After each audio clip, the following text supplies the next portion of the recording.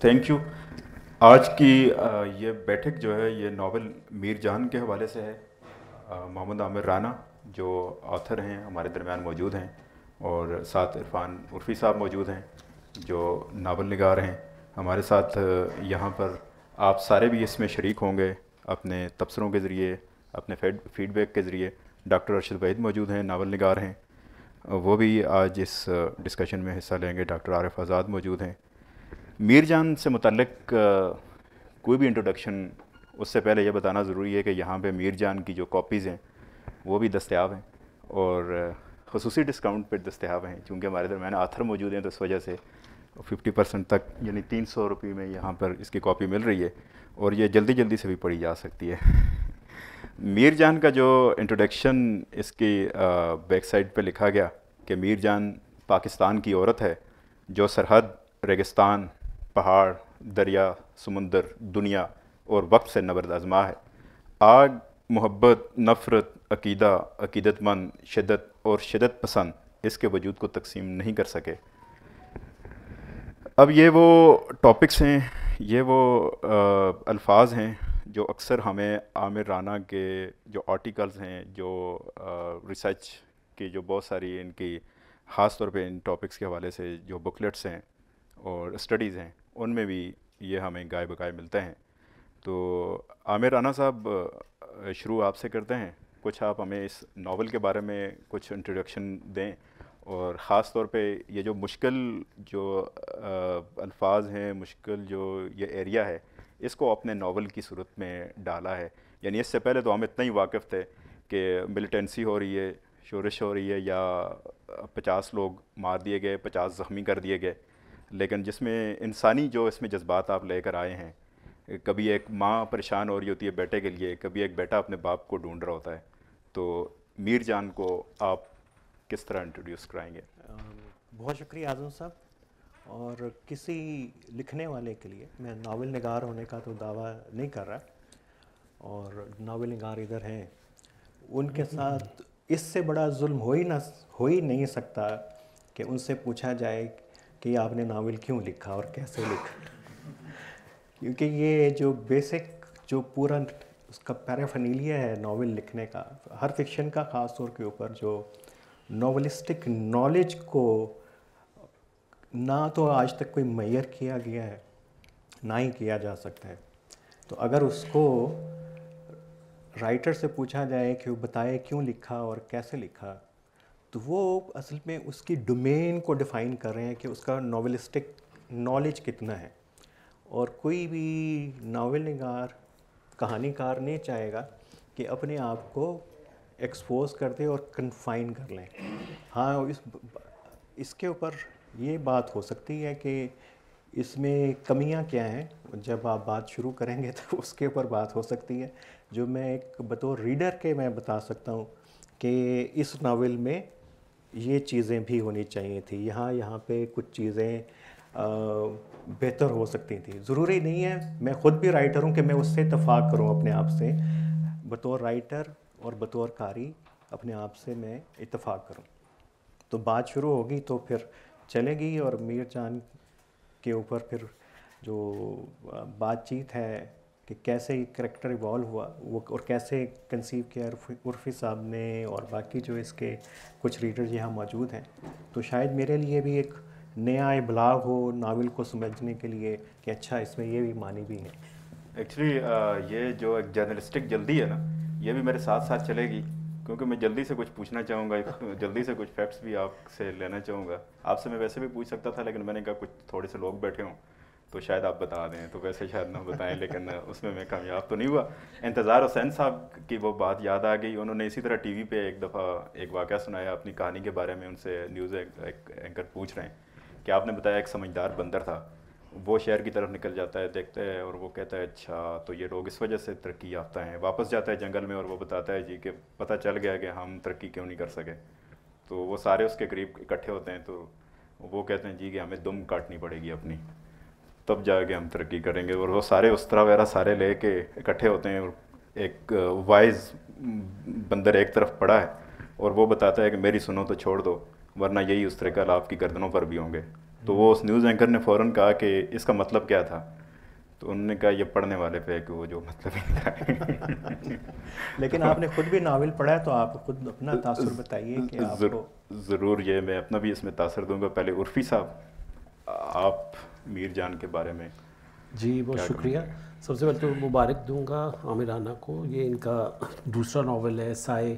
اس سے پہلے کہانیوں کی کتاب تھی. سائے کو میں نے سسری سے تب دیکھا تھا پرانا، تو وہ اس میں یہ لاہور کے وہ جو سارا ایمبیونس ہے اور وہ ماحول اس کے حوالے سے، اور آف کورس ان کے جو آرٹیکلز، ان کی جو ریسرچ ہے، تجزیات، جو رسالہ بھی وہ نکلتا ہے، وہ ہم دیکھتے ہیں کہ وہ ایکسٹریمزم، ملیٹنسی اور ان چیزوں پہ ان کی کافی ریسرچ ہے.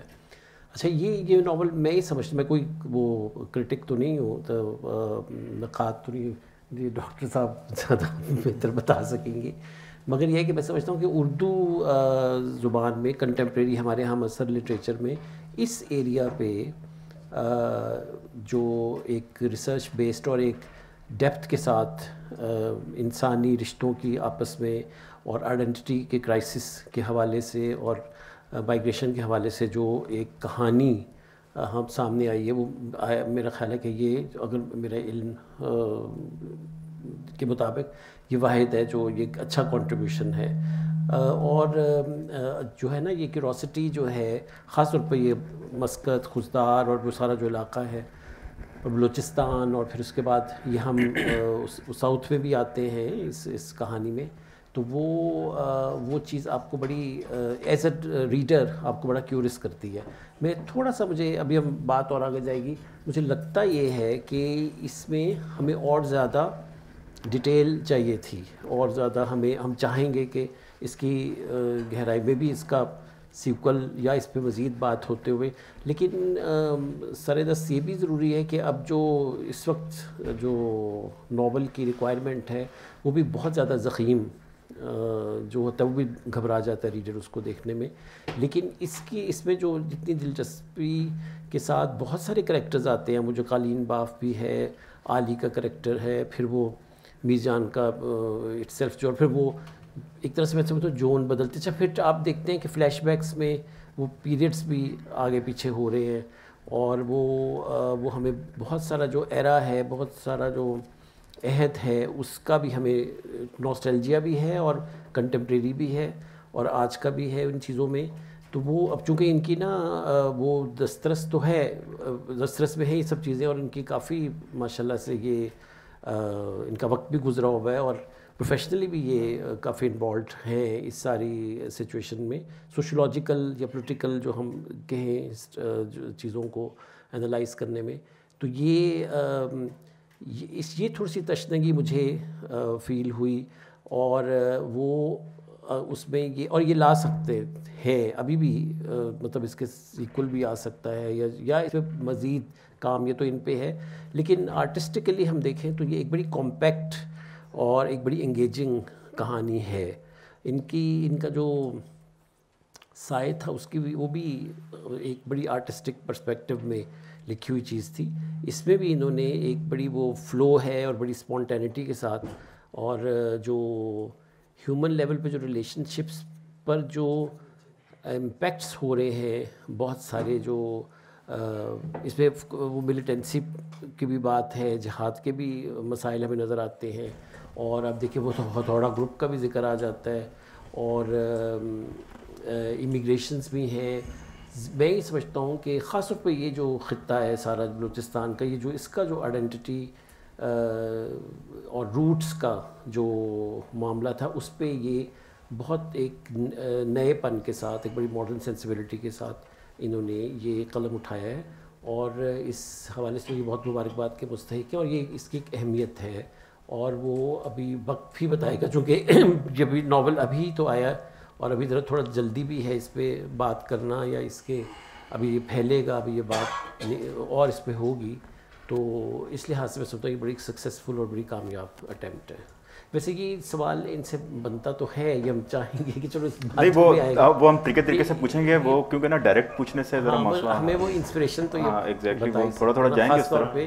میر جان کا جو کریکٹر ہے وہ ان کی انسپریشن کیسے بنا، اور یہ وہ چونکہ یہ وہ اس لیے بھی یہ سوال بنتا ہے کہ یہ خاصا ان یوزل اور یونیک ہے یہ موضوع بھی، اور وہ سیٹنگ بھی، اور وہ پس منظر بھی جو اس میں بیان ہے نا، وہ ہمارے ہاں اردو لٹریچر میں شاذ و نادر ہی ہے، اس لیے یہ ایک اس کی اہمیت تو بنتی ہے.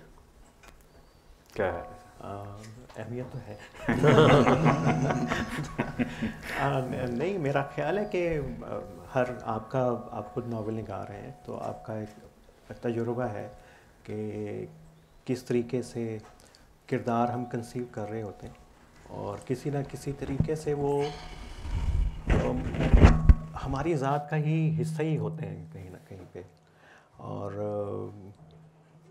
اس کو کیا کہیے کہ وقت کے ساتھ ساتھ لکھنے والا کریکٹر کو ایوالو کر رہا ہوتا ہے، لکھ رہا ہوتا ہے، سوچ رہا ہوتا ہے، تو پھر وہ اب جب آپ کے اوپر وہ حاوی ہونے لگتا ہے تو پھر آپ اس کو لکھ دیتے ہیں. اصل میں اس کردار کو اپنی ذات سے ڈیٹیچ کرنے کا پروسیس ہے. تو اس کو کہیں باہر میں اپنے باہر سے نہیں دیکھتا کوئی میری ذات سے ہٹ کے کوئی اس میں کوئی بھی ایک بھی کردار ہے. خاص طور کے اوپر میر جان کا جو کردار ہے تو، اور ظاہر ہے کہ جو لکھنے والا ہے بنیادی طور کے اوپر وہ تو ایک میڈیم ہے. لکھت جو ہے وہ اس کا جو پریشر ہے لکھے جانے کا، اس کے ظاہر ہے کہ آپ کو پتہ ہے، بہتر پتہ ہے کہ ایک پروسیس کیا ہے لکھت کا. تو میڈیم کو بڑا ریفائن ہونا چاہیے جو ہوتا نہیں ہے عموماً. اور ایون کہ میلان کنڈیرا کو بھی سب سے بڑی شکایت یہی ہے. آپ نے بات کی کہ اس کا ایک سیکول ہو سکتا ہے. پہلے تو جب اس سے پوچھا تھا، جو پیرس ریویو میں اس کا انٹرویو ہے، تو آپ کے ناول جو ہیں آپ کہتے ہیں کنڈینس فارم کے اندر ہونا چاہیے. اور لیکن ایک تو یہ کنڈینس کرتے کرتے آپ کا ناول جو ہے 7 چیپٹرز کے اندر ڈیوائیڈ ہوتے ہیں بیشتر ناول. اور اس کے پیچھے وجہ کیا ہے کہ یہ کیوں اس کے پیچھے ہو جاتے ہیں، اور یہ لیکن اس کا جواب سب سے امپورٹنٹ تھا. اس نے کہا کہ میرے سارے ناول، ہاں وہ جوک ہے، لافیبل لو ہے، ان کو اس ناول کا عنوان دوسرے کے اوپر رکھ دیں تو اسے کوئی فرق نہیں پڑے گا. اور جو یہ کہانی الگ ہو کے بھی اور اکٹھی رہتی ہے. اور سب سے امپورٹنٹ بات جو ہے وہ تو سب لکھنے والوں کے لیے ہے، اور پاکستان کے تناظر میں اپنے حوالے سے بات نہیں کر رہا، جو ایک چیز جو سب سے زیادہ محسوس ہوتی ہے کہ ایک خاص علم ہے ناول لکھنے کے لیے،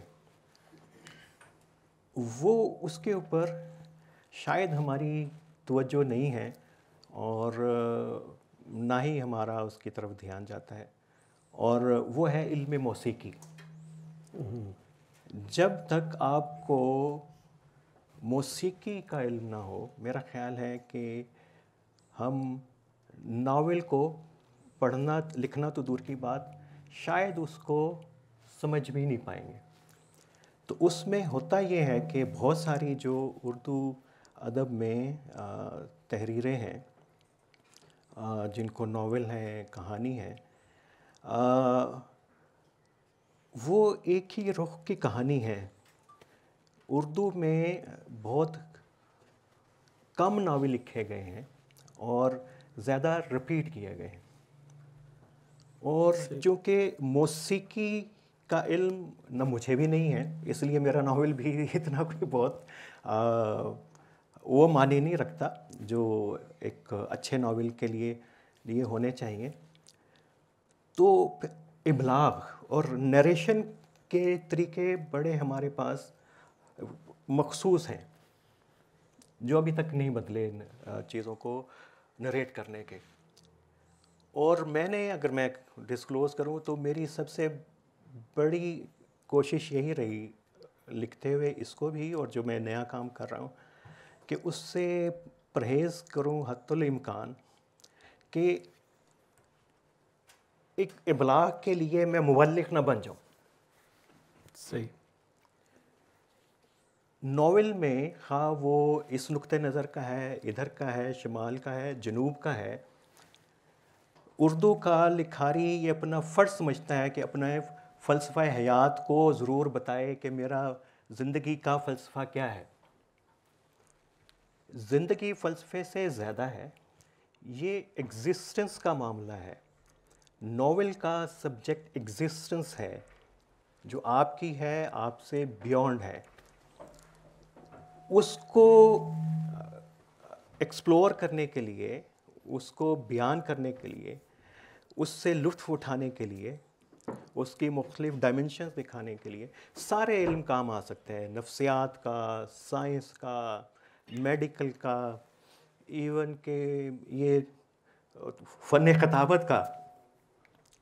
لیکن اس کو محض کہ تقریر کے ذریعے، یہ میری ایک بڑی ڈیلیبریٹ اٹیمپٹ رہی کہ میری نریشن ایسی ہو کہ کہیں یہ نہ لگے کہ یہ اس قبیل کے لکھاریوں میں سے ہیں جو جہاں پہ کہانی بن نہیں پاتی تو وہ پھر تقریر کا سہارا لیتے ہیں.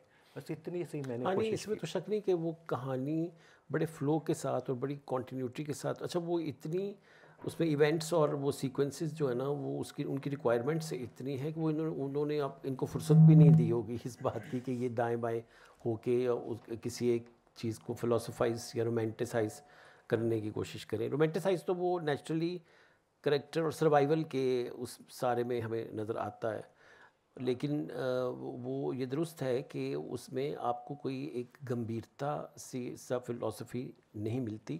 اصل میں کہانی کی جو نٹنگ ہے وہ اس کی جو ٹیکنیک ہے وہ اٹ سیلف بڑی آرگینک بھی ہے. آپ غور کریں تو وہ اس میں وہ میڈ اپ انجینئرنگ لگتی نہیں ہے نا. یہی وجہ ہے کہ وہ آپ ایک دو سٹنگز میں آپ اس کو پڑھتے چلے جاتے ہیں. جیسے آپ آج کل جیسے لوگ نیٹ فلکس پہ یا او ٹی ٹی پہ کوئی سیریز دیکھتے ہیں تو پھر وہ کلنگ ہو جاتے ہیں نا، تو وہ ہے یہ گلو کرتی ہے اپنے ریڈر کو. نیٹ فلکس والوں پہ ہے کہ وہ کب اس پہ کچھ بناتے ہیں. ابھی بلیک ہول والوں نے تو کچھ نہ کچھ کر لیا ہے. باقی یہ بات تو جو جہاں تک کریکٹرز کی بات ہے، کیونکہ میرا اپنا جو براٹ اپ ہوا ہے مانسہرہ کے ایک ایسے رورل میں ہوا ہے جہاں پہ یہ سب کچھ فراوانی سے دستیاب تھا جو کچھ اس ناول میں ہے. وہاں پہ آپ کو کشمیر کا رستہ بھی معلوم ہے، وہاں سے آپ کو افغانستان کی طرف بھی سیدھا رستہ بتا دیا گیا تھا. وہاں سے مسجد اور مدرسے کا بھی کنسیپٹ بڑا ارلی آپ کو، اور وہاں سے جو ماں کا ایک غم کا سلسلہ شروع ہوتا ہے، باپ کے بچھڑنے کو ہوتا ہے. تو یہ سارے جو سہولتیں ہیں اور نعمتیں ہیں وہ ہر طور پہ وہاں پہ دستیاب موجود تھیں. وہ گلزار کا جو افسانے کے حوالے سے ایک شعر ہے کہ خوشبو جیسے لوگ ملے افسانے میں، ایک پرانا خط کھولا انجانے میں.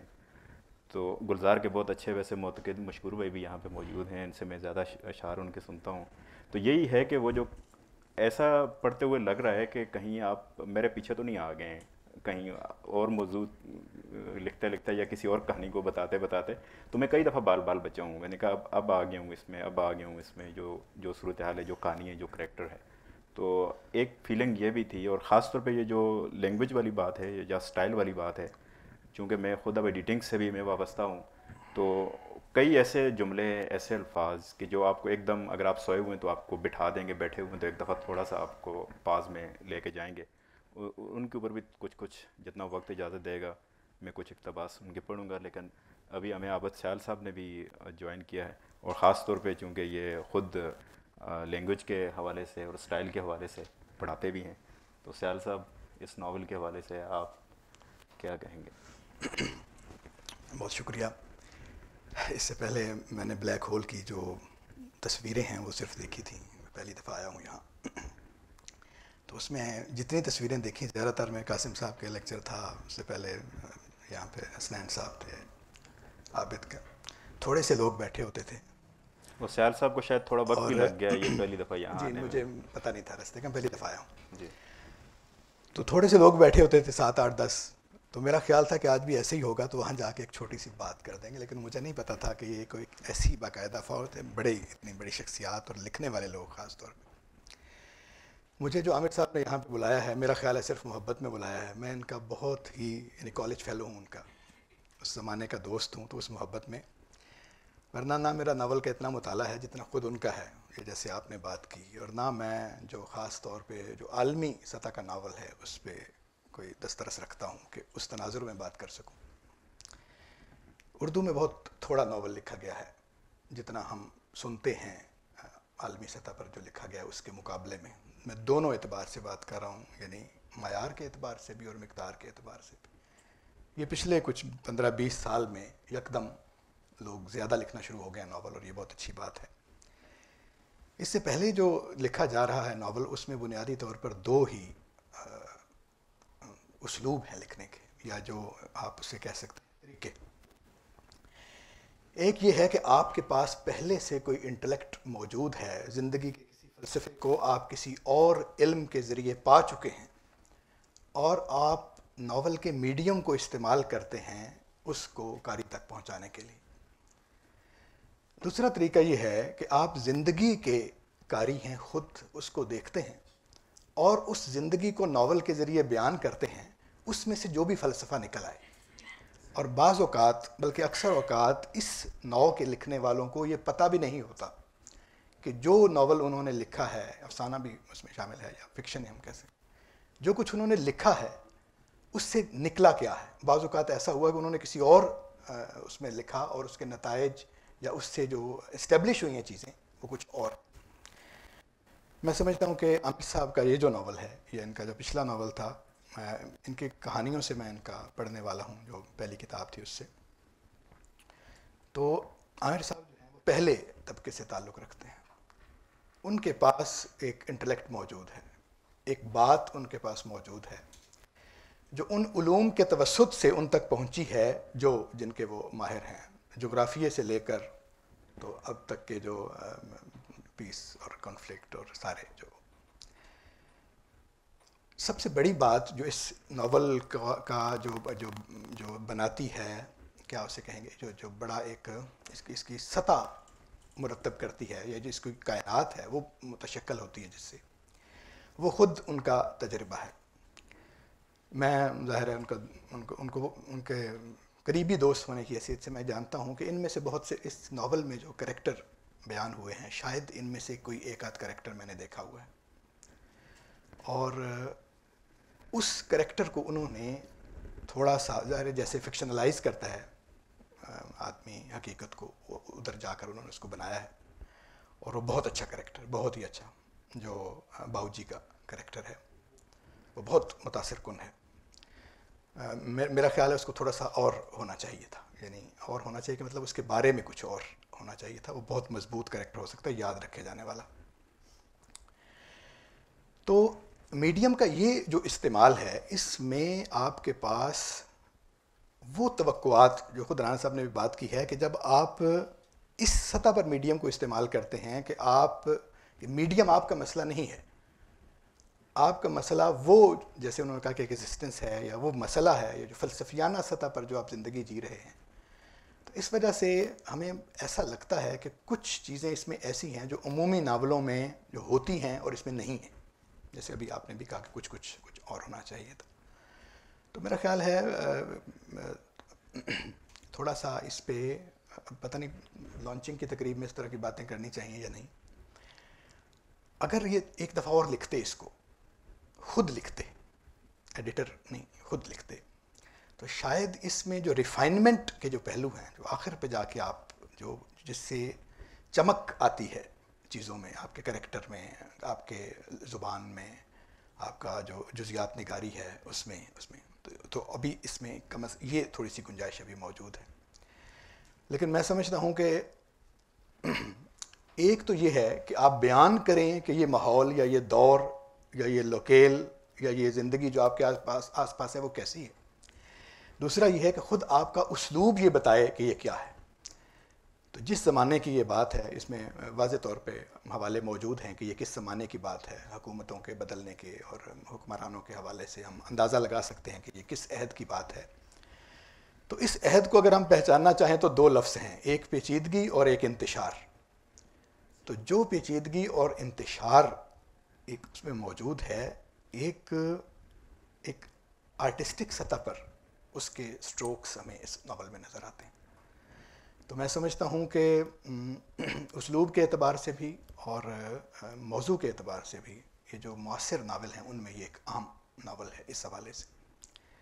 تو اس گفتگو کا آخری جملہ یہ ہے کہ ہمارے ہاں لوکیل کو بیان کرنے کا، مثلا یہ علاقہ پہلے بھی بیان ہوا ہے کچھ ناولوں میں، مثلا جانگلوس میں بیان ہوا ہے، اس میں کافی بڑا ایک علاقہ خاص طور پہ جنوبی پنجاب کا اور سندھ کا علاقہ جو ہے وہ ہے، اور بھی کچھ ناول ہیں. لیکن زیادہ تر جو ہماری کہانی ہے جو ہمارے دیہات سے منسلک ہوتی تھی وہ اس ہمارا جو پنجاب ہے، وسطی پنجاب اور اس علاقے سے، اور وہ بھی جاگیرداری کلچر کے خاص تناظر میں ہی بیان ہوتی رہی ہے. اس زمانے میں آ کر سلیمی جو ہیں ان کے ناولوں میں آپ دیکھ لیں، ان کے ناول میں دیکھ لیں، اور بھی 2-4 ناول ہیں جن میں یہ لوکیل جو ہے اس سے الگ ایک زمین کا جو خطہ ہے جو اسی پاکستان کا ہے جس میں ہم رہتے ہیں، جہاں کے لوگ ہیں، تو اس کو استعمال کیا گیا اور اس کے جو فیچرز ہیں وہ سامنے آئے ہیں، یہاں کی زندگی کیسی ہے. اور تو اب یہ مطلب سیلاب جب آ گیا ہے تو اور اس کی معنویت جو ہے اس کو اس حوالے سے ہم دیکھ سکتے ہیں کہ اس مٹی میں کیسی ہے. اور تو اس جزیات کا خود ان کو بھی ادراک ہے. مطلب انہوں نے جو کل یا پرسوں، کل میرے خیال میں آپ نے جو پوسٹ لگائی ہے اس کا حصہ ایک نکال کر، میں سمجھتا ہوں وہ سب سے جاندار حصہ ہے. اور وہ وہی ہے کہ جب آپ کی جو مٹی ہے جس کی آپ بات کر رہے ہیں وہ خود ہم کلام ہوتی ہے، وہ بتاتی ہے کہ اب وہ کیا کرنے والی ہے.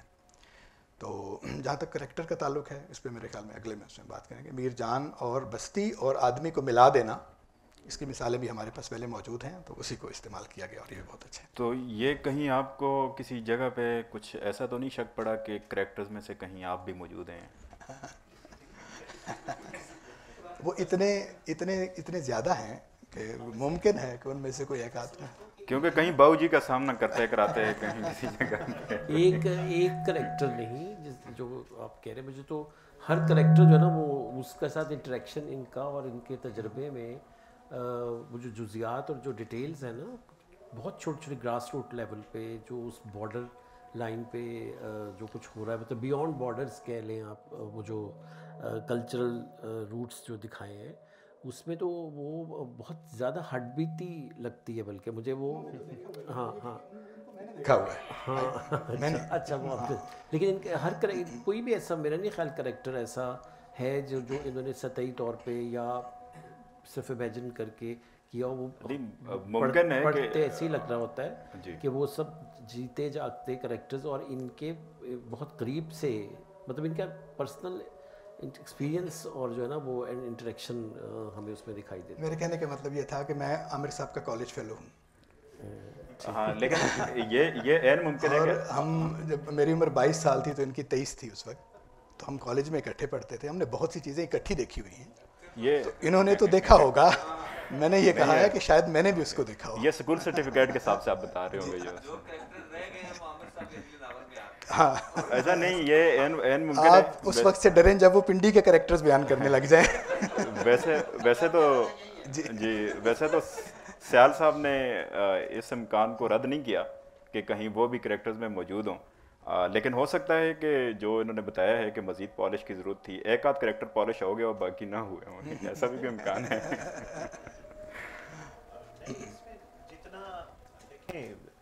جتنا لکھ سکتے ہیں اتنا ہی لکھنا چاہیے. لکھنے کے لیے تو پھر باہر کے رائٹرز کی بات آ جائے گی، لیکن یہ کہ پھیلاؤ، ناول کا پھیلاؤ کوئی اتنا بڑا مسئلہ نہیں ہوتا لکھنے والے کے لیے. اور لیکن سب سے اہم مسئلہ یہ ہے اس کو کنڈنس کیسے کرنا ہے، اور یہ اتنا مشکل کام ہے. عابد نے تو اس کے شروع کے چیپٹر دیکھے، اب وہ تقریباً آدھے سے بھی کم رہ گئے. آج شروع کے آپ نے 1-2 چیپٹر آپ نے دیکھے تو میں نے آپ کو کہا کو دیکھیں، تو وہ یہ ایسے ہی عمل ہے کہ رائٹر کے لیے مسئلہ یہی ہے. دیکھیں، ایک ناول کے ابلاغ میں اور عام تحریر کے ابلاغ میں فرق ہونا چاہیے.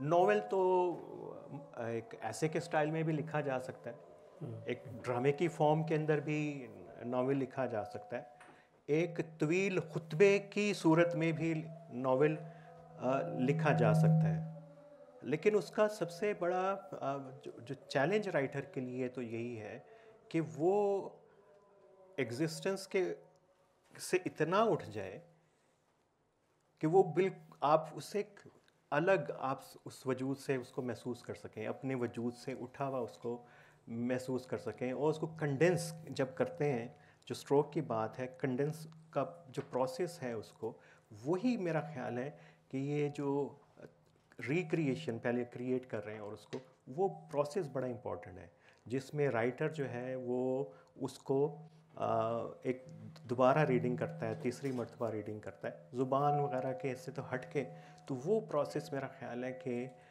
زیادہ اہم ہے، کہ وہی میننگ فل بناتا ہے. اور میننگ فل ضروری نہیں ہے کہ جس چیز کو میں میننگ فل سمجھ رہا ہوں وہ سب کے لیے ہی ہو، ریڈر کے لیے ہی ہو. اور دنیا کا کوئی بھی ناول وہ جو ہے ایک ریڈنگ کے اندر اپنے آپ کو ایکسپوز نہیں کرتا. اور میرا خیال ہے کہ رائٹر کے لیے سب سے بڑی کامیابی، میں ڈرتے کہہ رہا ہوں یہاں پہ ناول نگار ہیں، کہ جو شروع کے جو ابتدائی رد عمل ہو وہ پازیٹیو نہ ہو. تو ادروائز تو ہاں پاپولر، ادروائز تو آپ ایک دم سے مجھے خوف آنا چاہیے کہ اگر کہیں کہ یہ بڑا اچھا پاپولر ناول ہے اور یہ تو دیکھیں بانو قدسیہ کے سٹائل کا ہے، اشفاق احمد کا ہے، علی پوریلی کا ہے، مرزا عطر بیگ صاحب کے اثرات اس کے اندر نظر آتے ہیں، عبداللہ حسین کے کریکٹر بھی اس کے اندر موجود ہیں، قرت کا بھی ایک تھوڑا سا جز نظر آتا ہے، فہیم اعظمی صاحب کا مین ہول ڈیسٹینیشن بھی اس کے اندر نظر آتا ہے. تو یہ تو میری ناکامی ہے. ویسے آپ نے شروع میں نام لیا تو خدا نخواستہ ساتھ کہنا ضروری ہے. خدا نخواستہ میں کیا جی عرفی صاحب، یہ ناول میں ایک جگہ پہ نصر اور بلال، شاد، انور، باپ، علی، درگاہ، بستی، مقصد، زندگی اور موت سب ایک آپس میں گڑبڑ ہو گئے. اور جی مرج ہو. میں نے ایک بار نصر سے پوچھا تھا کہ سمندر واقعی اتنا بڑا ہوتا ہے جیسے فلموں میں نظر آتا ہے؟ تو نصر نے ہنس کر کہا ہاں میں جواب دیا تھا اور کہا تھا کہ اس سے بھی بڑا. تو میں نے حیران ہو کر پوچھا تھا ہمارے سندھ سے بھی بڑا؟ لیکن سمندر جتنا بھی بڑا ہو جائے سندھ جیسا نہیں بفرتا ہوگا. غصہ میں یہ اژدہے کی طرح پھنکارتا ہے اور جو اس کے منہ سے جاگ نکلتی ہے وہ بستیاں نگل لیتی ہیں. پتہ نہیں کہ بلال اور نصر کس حال میں ہوں گے. گوانتانامو بے میں پتہ نہیں ان پر کیا بیتی ہوگی. وہ زندہ بھی ہیں یا نہیں؟ اگر زندہ ہیں کم از کم تو انہیں سمندر کی ہوا تو آتی ہوگی جس کے لیے وہ یہاں دیوانے ہوئے پھرتے تھے. ویسے مجھے ایک بار سمندر ضرور دیکھنا چاہیے تھا. اب تو یہ دریا ہی ہے. ویسے پانی کی موت بھی شہادت کی موت ہے. اب اس چناب کی مرضی، یہی ہمارا دریا، یہی ہمارا سمندر، چاہے رکھے یا ڈبوئے. تو زبان کی ایک وہ چاشنی بھی ہے اور کچھ جملوں کا بھی. یہ جن دنوں میں نے پہلی ریڈنگ کی تھی اس عرصے میں کچھ پاکستان میں لوکل باڈیز کے انتخابات بڑی تیزی سے ہو رہے تھے اور الیکشن کمیشن ان کو ملتوی بھی نہیں کر رہا تھا. تو ایک جگہ پہ مجھے ایک جملہ پڑھنے کو ملا تو میں ادھر رک گیا اور اس کو بولڈ کیا.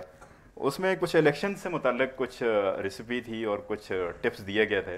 اور اس میں ایک ٹپ، ون آف دا ٹپس جو تھی وہ یہ تھی کہ الیکشن کے لیے لڑکوں والی ٹانگیں، جوانوں والا جذبہ اور بوڑھوں والا دماغ درکار ہوتا ہے. تو میں نے فوراً جو کینڈیڈیٹس میرے کانٹیکٹ میں تھے میں نے انہیں بتایا کہ یہ والا کام کرو. اگر واقعی آپ نے اپنے آپ کو آگے لے کے جانا ہے. تو مہم جوئی کے حوالے سے ایک تھا اون سائی صاحب کہ اگر کوئی بڑی مہم جوئی آپ کو درپیش ایڈونچر آپ کر رہے ہیں تو پھر آپ قدموں سے سوچو، دماغ سے چلو، کانوں سے دیکھو، آنکھوں سے سنو. تو یہ طارق عزیز اگر ہوتا تو ضرور پروٹیسٹ کرتا، لیکن یہ ہے کہ یہاں پہ تو معاملہ اب وہ ساری ایکویشن بدل گئی. نہیں، میرے خیال میں بالکل نہ کرتا. یہی بات ہے جو اینکر اور ناول نگار کا فرق وہ بتا رہے ہیں کہ وہ جو آنکھوں سے دیکھتا ہے اور کانوں سے سنتا ہے وہ یا سناتا ہے وہ اینکر ہے، اور جو اس کو پلٹ سکتا ہے وہ تخلیق کار ہے. تو یہ تو ہونا چاہیے نا. صحیح بات، بہت اچھی بات. تو جو آپ اس حوالے سے بھی بات کر رہے تھے سر کہ ہماری جو ایک تو میں نے نقطہ نظر اور اسلوب کے حوالے سے بات کی، سوری یہ جو طریقہ کار ہے لکھنے کا، ٹیکنیک اس کو کہہ لیں، اسلوب کے حوالے سے بھی میں نے جیسے پہلے کہا، بار بار بھی کہہ رہے ہیں تو کوئی حرج نہیں ہے کہ میرا اتنا ایکسپوجر نہیں ہے. میں چین میں جب تھا تو میں نے کچھ چینی سائنس فکشن کا ترجمہ کیا ایک پروجیکٹ کے سلسلے میں، تو وہ چھپا بعد میں. اس وقت مجھے اندازہ ہوا، ہم سمجھتے ہیں کہ چینی لوگ تھے کہ سائنس فکشن میں کیا ہوگا، لیکن جب میں نے کچھ چیزیں وہاں پہ پڑھی ہیں تو پھر مجھے اندازہ ہوا کہ ہم کس چیز کو کہانی سمجھتے ہیں، اور ہم یہ سمجھتے ہیں کہ چین نے صرف معاشی طور پہ ترقی کی ہے یا خلائی طور پہ ترقی کی ہے، یا صرف ان کا ادب بھی اسی طرح اور اتنا ہی رچ ہے اور اتنا ہی بڑا ہے. مثلا ابھی تک ہمارا جو فکشن لکھنے والا ہے وہ منٹو کو فیسینیٹ کرتا ہے، کرنا چاہیے، ظاہر منٹو ہمارا بہت بڑا آدمی ہے، لیکن منٹو نے جو کچھ لکھا ہے وہ 1940 اور 50 میں لکھا ہے. اگر اب بھی آپ اسی طرح کا لکھنا چاہتے ہیں، اسی زبان میں لکھنا چاہتے ہیں، اسی طرح کی کہانی چاہتے ہیں، تو اس کا مطلب ہے کہ آپ 70-80 سال پیچھے جی رہے ہیں کہیں جا کے. اور ہماری اردو کی یہ میری ذاتی رائے ہے، آپ کوئی ضروری نہیں ہے کہ اس سے کوئی متفق ہو، ایک بدقسمتی ہے ہم نے انور سجاد جیسے لوگوں کو توجہ سے نہیں پڑھا، ان کو وہ مقام نہیں دیا اس وقت وہ اٹیمپٹ کر رہے تھے، اور ایک ایسے اسلوب کی طرف جا رہے تھے جو ایک آپ سمجھیں کہ ایک جست ہو سکتا تھا اگلے جہانوں کی طرف. ضروری نہیں ہے کہ اس کے پڑھنے والے جو ہیں وہ اسی طرح جمع غفیر ہو جیسے دوسرے کو ہے. 100 لوگ بھی ہیں تو کافی ہیں، 200 لوگ بھی کافی ہیں، 50 لوگ بھی تو ہیں کافی. لیکن آپ کے پاس ایک ایگزامپل موجود ہے، آپ کے پاس ایک پریسیڈنٹ موجود ہے کہ ایک لکھنے والا کیسے لکھ سکتا ہے، یا ایک اسلوب کا گوشہ کس طرف کو جاتا ہے. غالب کی کچھ 10-12 غزلیں ریختہ والوں نے لگائی ہوئی ہیں اپنے اس پر، کہ وہ غالب کے جو متروک کلام ہے، جو اس نے نسخہ حمیدیہ سے بھی پہلے چھوڑ دیا تھا، اس میں یہ تھی. اس کا ایک شعر ہے کہ آئینہ داغ حیرت و حیرت شکنجے یاس، سیماب بے قرار و اسد بے قرار تر، کہ سیماب بے قرار ہے اور اسد بے قرار تر ہے. اب یہ وہ اسلوب تھا جس کو غالب غزل میں 19ویں صدی میں رائج کرنے پر آمادہ تھا. لوگوں نے کہا کہ یہ کیا کر رہے ہیں، یہ ان کا لکھا یہ خود سمجھیں یا خدا سمجھے وغیرہ وغیرہ. وہ بیچارہ ڈر کے اس نے اپنے اسلوب کو کم کرتے کرتے کرتے تو ایک ایسی قابل قبول سطح پہ ایک حد تک لے آئے. اگر وہ ایسا نہ ہوتا تو ہم 100 سال پہلے یہ جو ایبسٹریکٹ ہمارے پاس آیا اور ہم نے سمجھا کہ بہت بڑی چیز ہے، تو 100 سال ہمیں لگ گیا اس بات کو سمجھنے میں کہ یہ بہت بڑی چیز تھی، اور ابھی تک بھی نہیں سمجھ سکے. تجرید اور علامت کو. تو لہٰذا اسلوب کا کوئی ایسا تجربہ جو نامانوس ہے، جو آپ کو ایک ایسی طرف لے کے جاتا ہے جو آپ کے پہلے پڑھے ہوئے کو نگیٹ کر دیتا ہے، اس میں اجنبی آپ کو محسوس ہوتا ہے کچھ ایسا، تو وہ خاص طور پر دیکھنے کی ضرورت ہے. اور وہ جیسے انہوں نے کہا، اور وہ اگر اس سے خوش ہیں کہ ان کی وہ اپریسیشن کہ جیسے پڑھتے ہی آپ واہ واہ کرنے لگ جاتے ہیں اور ڈانڈے ملانے لگ جاتے ہیں کہ فلاں، وہ اگر نہیں ہے تو یہ واقعتاً کامیابی ہے. اچھا، اور کریکٹرز کی طرف بڑھنے سے پہلے آپ پہلے میر جان اور بستی کے حوالے سے بھی آپ کا جی باقی لوگ بھی بیٹھے ہیں. ہاں ایگزیکٹلی، میں یہ بتا رہا ہوں کہ ہم اس میں مزید بھی ساتھ پارٹیسپیشن ساتھ لے کے چلیں تو اس کو ہم کیا کہتے ہیں، ہم تو کوسچن اینڈ آنسر سیشن کہتے ہیں یہاں پہ اپنے اس میں جرنلسٹک اس میں، لیکن یہ ہے کہ جو پارٹیسپینٹس کا فیڈ بیک ہے اس کو انٹریکٹیو سیشن کہتے ہیں. انٹریکٹیو سیشن، ہم ہاں یہ ورڈ زیادہ بہتر ہے کیونکہ ہم کو ان کے کیا پتہ ان کے کوسچنس کا ہمارے پاس کوئی آنسر نہ ہو تو پھر ہم ویل لیفٹ کر دیں گے اگر کسی کا آنسر نہیں ہو. دونوں طرف سے بولتے ہیں، جیسے ہم بول رہے ہیں تو ان کو بھی بولنے دیں. لیکن آپ کا سوال اچھا تھا یہ وہ. جی میں اس پہ 2 جملے صرف میں گزارش کر دیتا ہوں. جی، اندلیب گلشن نا آفریدہ، یہ بھی غالب کا مصرع ہے، اندلیب گلشن نا آفریدہ ہوں. بعد میں اس پہ گردش رنگ چمن لکھا حیدر نے، اور اس میں گردش رنگ چمن ہے نغمہ ہائے اندلیب. تو وہ جو اندلیب ہے، جو اندلیب گلشن نافریدہ تھی، اس کو اسی مصرے سے اٹھا کے اس کو کریکٹر بنا دیا ہے. تو اب وہ صرف اندلیب جو ہے وہ کریکٹر نہیں ہے، وہ ایک پورا عہد ہے.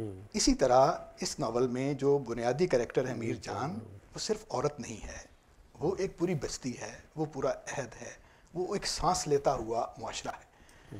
تو یہ ایک جو اٹیمپٹ ہے، ظاہر ہے یہ ایک بڑی اٹیمپٹ ہے. تو جتنی سطحوں پر آپ جا کر اس کو، جیسے ابھی انہوں نے جو پڑھا ہے، آپ دیکھیں جب وہ سندھ بپھرتا ہے تو اس سندھ سے مراد صرف سندھ نہیں ہے، وہ تو ایک علامت ہے. تو سارا کچھ بفر ہے. وہ کہتے ہیں کہ جناب ہمارا کتنا کرتا ہے, جناب اور اس کے آس پاس کا خطہ ہے, سمندر کیا کر رہا ہے. تو تخلیق کار جب اس طرح کے امیجز, اس طرح کی استعارے استعمال کرتا ہے تو اس سے مراد وہ نہیں ہے جو اس کا ڈکشنری میں معنی لکھا ہوا ہے, وہ پورا عہد ہے اور اس کی علامت ہے. ٹھیک ہے جی, thank you. Doctor Arshad Waheed صاحب کو آپ دیں گے, مائک دیں گے. میں تو اتنی اچھی گفتگو سن رہا تھا تو میرا خیال تھا کہ میں سنتا رہوں گا. میں نے ابھی جو باتیں سنی بہت انفارمیٹیو ہیں, اچھی ہیں. خاص طور پر عامر رانا صاحب نے جو شروع میں ہی کہا کہ ناول نگار سے پوچھنا کہ اس کا کیا مطلب ہے, یہ بڑی زیادتی ہے. اس پہ مجھے عبداللہ حسین یاد آئے. میرا خیال انہوں نے اپنے کسی ناول کے پہلے صفحے پہ ہی لکھا ہوا ہے, اداس نسلیں یا کوئی اور باغ ہے شاید, کہ اس طرح کا ایک واقعہ کہ ایک روسی رقاصہ سے کسی نے پوچھا کہ آپ یہ جو رقص کرتی ہیں, رقص کے دائرے بناتی ہیں, اس کا کیا مطلب ہے. تو اس نے کہا کہ اگر میں یہ بتا سکتی کہ اس کا کیا مطلب ہے تو میں رقص ضرور کیوں کرتی. ٹھیک ہے. تو اس لیے میرا خیال ہے کہ یہ جو ناول ہے, یہ جو ناول لکھنا ہے, جیسے کہ عامر بھی کہہ رہے تھے کہ یہ کوئی اسپیسیفک نالج کی فارم نہیں ہے, اس کی ایک اپنی دنیا ہے, ایک فکشن ہے, ایک فکشنل ورلڈ ہے جس میں کریکٹرز اپنے کوئی معنی بناتے ہیں. کیونکہ اگر آپ نے کسی فرائیڈین سائیکو انالیسس کو پیش کرنا ہے, کوئی اکنامک تھیوری کو پیش کرنا ہے, کوئی مارکسزم کا جو انیکویلٹی پیش کرنا ہے, تو وہ آپ اسٹریٹ ایسیز میں کر سکتے ہیں زیادہ بہتر طریقے سے. آپ اکنامکس کے ایسیز لکھ سکتے ہیں, آپ سائیکالوجی کے لکھ سکتے ہیں, آپ دوسرے لکھ سکتے ہیں. ناول جو ہے یہ ایک انسانی صورتحال کی عکاسی کرتا ہے, اور اس صورتحال میں بہت کچھ وہ جو جتنے علوم ہیں وہ ساتھ ساتھ شامل ہوتے ہیں اس میں. تو اس لحاظ سے یہ جو, اور ابھی جو بہت ساری ڈسکشن ہو رہی تھی کہ کوئی ناول حقیقی ہے یا نہیں ہے, قطع نظر اس کے کہ وہ کسی ناول کے کسی کریکٹر کے ریفرنس سے کوئی کریکٹر تخلیق ہوا ہو, لیکن اس کا مقام ناول کی فکشنل ورلڈ میں ہے. ہم اس کو اسی کے ریفرنس سے دیکھیں گے. اور جس طرح یہ عامر بات کر رہے تھے کہ ضروری نہیں کہ جو میں بات کہنا چاہوں اس کو تقریر کی صورت میں بھی کہا جا سکتا ہے, یہ بہت ضروری بات ہے, کیونکہ فکشن کا ایک بنیادی ایلیمنٹ ہے ناول کا خاص طور پر کہ اس میں کچھ ایمبیگوٹی رہنی چاہیے. جو آپ بات کہنا چاہتے ہیں وہ آپ اس کو, یعنی وہ بات اس کی تہ در تہ اس کے اندر تو کہیں نظر آ رہی ہوگی, لیکن ایک اسٹریٹ فارورڈ اسٹیٹمنٹ کے طور پر کہیں بھی نظر نہیں آئے گی آپ کو. مختلف کریکٹرز, مختلف واقعات اس کو ایلومینیٹ کرتے رہیں گے کہیں پہ. اور جیسے اورہان پامر کہتا ہے کہ وہ جو آپ کی کہانی کا سینٹر ہے, جو چیزیں آپ کہنا چاہ رہے ہیں, وہ اگر بہت زیادہ نمایاں ہے تو آپ اس کو کم کر دیں, اور اگر بہت کم ہے تو تھوڑا سا نمایاں کر دیں. باقی جو کنڈینس کرنے والی بات تھی یہ بھی امپورٹنٹ ہے. اس میں سب ناول میں یہ ہے کہ کتنا, کون سی چیز, کتنا ٹیکسٹ کس بات کے لیے ضروری ہے. اگر وہ بات آپ زیادہ اسکلفل ہیں, تھوڑے ٹیکسٹ میں کہہ سکتے ہیں, یا اس کے لیے زیادہ ضروری ہے, تو اس کے لیے کوئی ہارڈ اینڈ فاسٹ رول نہیں ہے. ہیمنگ وے تو اس کا اتنا پرٹیکولر تھا تو وہ چیلنج کرتا تھا کہ یہ میرا یہ جو ناول ہے اس کے اندر کوئی کوما, فل اسٹاپ, کوئی لفظ آپ ایکسٹرا نکال کے دکھائیں, وہ نہیں ہو سکتا تھا سارے. سو کہنا اس سے پہلے کہ میں ناول پہ بات کروں تھوڑی سی, چونکہ بہت اچھی ڈسکشن تھی, میں نے کہا اس کو تو یہ, اور باقی یہ جو بات کر رہے تھے کہ میوزک کو جاننا ضروری ہے اور ساتھ اس کا ہی ناول ہوتا ہے, یہ تھوڑا سا کچھ میرا خیال آگے چلے گئے, کیونکہ کنڈیرا کا ریفرنس دے رہے تھے. کنڈیرا ہمسیلف واز اے کمپوزر, اور وہ 7 نوٹس جو ہیں نا, اور اس پوری سمفنیز کے سامنے رکھ کر وہ ناول اس کی, یعنی انکانشیسلی اس کو ڈرائیو کرتے تھے اس کو. سو اس لیے میرا یہ خیال ہے کہ چونکہ وہ 7 چیپٹرز کنڈیرا کے ہوتے تھے اور وہ ایک میوزک بنیادی طور پر کمپوزر تھا شروع میں, تو وہ ایک اس سمفنی کی طرح وہ ناول لکھتا تھا. یہ اس کی ٹیکنیک ہے, اس کو ہم جنرل اپلائی نہیں کر سکتے. جہاں تک یہ جو میر جان, اس طرح کی جو ناول ہیں جو میر جان, جس میں ڈفرینٹ ایریاز ہیں, ڈفرینٹ ٹائم سپینز ہیں, کچھ ڈفرینٹ کلچرز ہیں, سو اس سارے کو ایک ناول میں سمونا اور ایک ٹائم فریم, یعنی ٹائم ڈفرینٹ ہے لیکن ایک فریم میں لانا, یہ بہت ہی مشکل کام ہے میرے خیال میں, اور کام تھا جنہوں نے بڑی محنت سے کیا ہے. اس طرح کی کچھ چیزیں میں اگر مثال کے طور پر دوں تو ایک شمس الرحمان فاروقی کا کئی وہ ہے انہی صحبتوں میں آخر میر کے اوپر کوئی 75 پیجز کا ناولہ ہے جس میں مین کریکٹر پراگ سے چلتا ہے, ایران کی مغنیہ سے اس کے ساتھ اس کی عشق چلتا ہے, پھر ان کو دلی کا ایک نواب بلاتا ہے, جب دلی کے اندر اسی طرح کی صورتحال ہے, یعنی مغل آخری مغلس کا دور ہے, ہماری بھی انارکی ہے ادھر بھی انارکی ہے. اسی طرح وہ مختلف کلچرز کو, مختلف کانٹیننٹس کو, مختلف لوگوں کو ملا کے اس نے کہانی پیش کی, لیکن وہ بہت لینئر ہے اور یہ لینئر نہیں ہے, اس میں ایک ہی اس کے اندر ڈفرینٹ فریمز چلتے ہیں. تو میرا خیال ہے میں عامر سے یہ چاہوں گا, اگر ویسے تو ناول کے بارے میں بتانا ضروری نہیں ہے کیونکہ یہ آڈینس ہی سمجھیں لیکن اس ٹیکنیک کے بارے میں ان سے پوچھنا چاہوں گا کہ یہ انہوں نے ڈیلیبریٹلی کی, اس ناول کی ضرورت اس طرح پیش آئی اور اس میں ان کا اپنا ذاتی تجربہ کیا ہے سر؟ ہاں, اس میں سب سے پہلی بات تو یہ کہ میرا مطالعہ بڑا کم ہے, جو میڈیم ہے لکھت کے لیے, اور خاص طور پہ جو دیگر علوم ہیں جسے میں موسیقی کہہ رہا تھا اور باقی علوم جو ناول لکھنے میں بڑے معاون ہو سکتے ہیں. مثلاً کئی جگہوں کے اوپر مجھے لگا کہ میر جان اگر مغیّر نہ ہوتی, لیکن میرے پاس موسیقی کا علم نہیں تھا تو میں نے کوشش کی, میں کہ نہیں اس کے اوپر ایون کہ اس کو میں ایک صرف 2 پیراگراف میں بھی بتانا چاہوں کہ اس کا اس حوالے سے تعارف کروں تو وہ ممکن نہیں ہے اس کو. تو وہ یہ جو چیزیں ہیں, کمیاں ہیں, وہ ناول کے اوپر بھی ظاہر ہے اثر انداز ہوتی ہیں اور اس کے اوپر بھی اثر انداز ہوئی ہیں. اور اس کے بدلے پھر عابد تو غزل کا شاعر ہے اور میں شاعر بھی نہیں ہوں, غزل بھی نہیں آتی, تو میں نے کہ لیکن ایک تکنیک کا تو مجھے پتہ ہے کہ غزل میں کہ کیا غزل کی طرح کی کوئی تکنیک ناول میں استعمال ہو سکتی ہے یا نہیں. تو یہ کہیں کہیں پہ میرے ذہن میں آتا تھا کہ اچھا ناول کو اگر غزل کی فارم میں لکھا جائے تو یہ تھوڑا تھوڑا کہیں کہیں پہ میرے ذہن میں آتا, لیکن کمپلیٹلی اس کو فالو نہیں کیا. کانشیسلی چیزیں ہوتی تھیں, میں اسے جھٹک دیتا تھا, پھر آ جاتی تھی کہ نہیں ایسا ہونا چاہیے, پھر جھٹک دیتا تھا. تو یہ ایک تھی. اور دوسرا یہ کہ اب تو آپ جتنے پاپولر فکشن رائٹر ہیں, موراکامی وغیرہ, یہ تو ایک کہانی کو کہیں سے بھی شروع کرتے ہیں, عموماً تو آخر سے یا درمیان سے.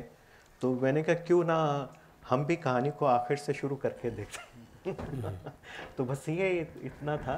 اور ظاہر ہے کہ ناول لکھت امپورٹنٹ ہے, اچھا ہے برا ہے یہ تو بات کی بات ہے, یہ کام مجھے اس کی پرواہ نہیں ہے کہ یہ بہت برا ناول ہے یا کم برا ناول ہے یا اچھا ناول ہے, بس یہ لکھت ہے. اور یہ احساسات, جذبات, پیار, محبت, اس طرح کے بھی جو موضوعات ہیں اس ناول میں, آپ کو کہیں کہیں دل اپنا سنبھال کے رکھنا پڑتا ہے. آخر وہ لمحہ آ ہی گیا, اس نے پردہ سرکا کر شربت پکڑانے کے لیے اندر جھانکا, شاد دم بہت رہ گیا. وہ ویسی ہی تھی جیسا اس نے سوچا تھا, اس کے لمبے سیاہ بال, لمبی گردن اور گندمی رنگ پر کاجل بھری آنکھوں نے اسے مزید پرکشش بنا دیا تھا. اس کی نظر ہٹ نہیں پا رہی تھی. وہ شربت پکڑنے کے لیے اٹھا, ہنس کے عطر نے اس کے بدن کی بو کو اشتہا انگیز بنا دیا تھا. گلاس پکڑتے جب اس کی پتلی لمبی انگلیوں سے ہاتھ مس ہوا تو جیسے ٹھنڈک کی ایک لہر اس کے بدن میں دوڑ گئی ہو.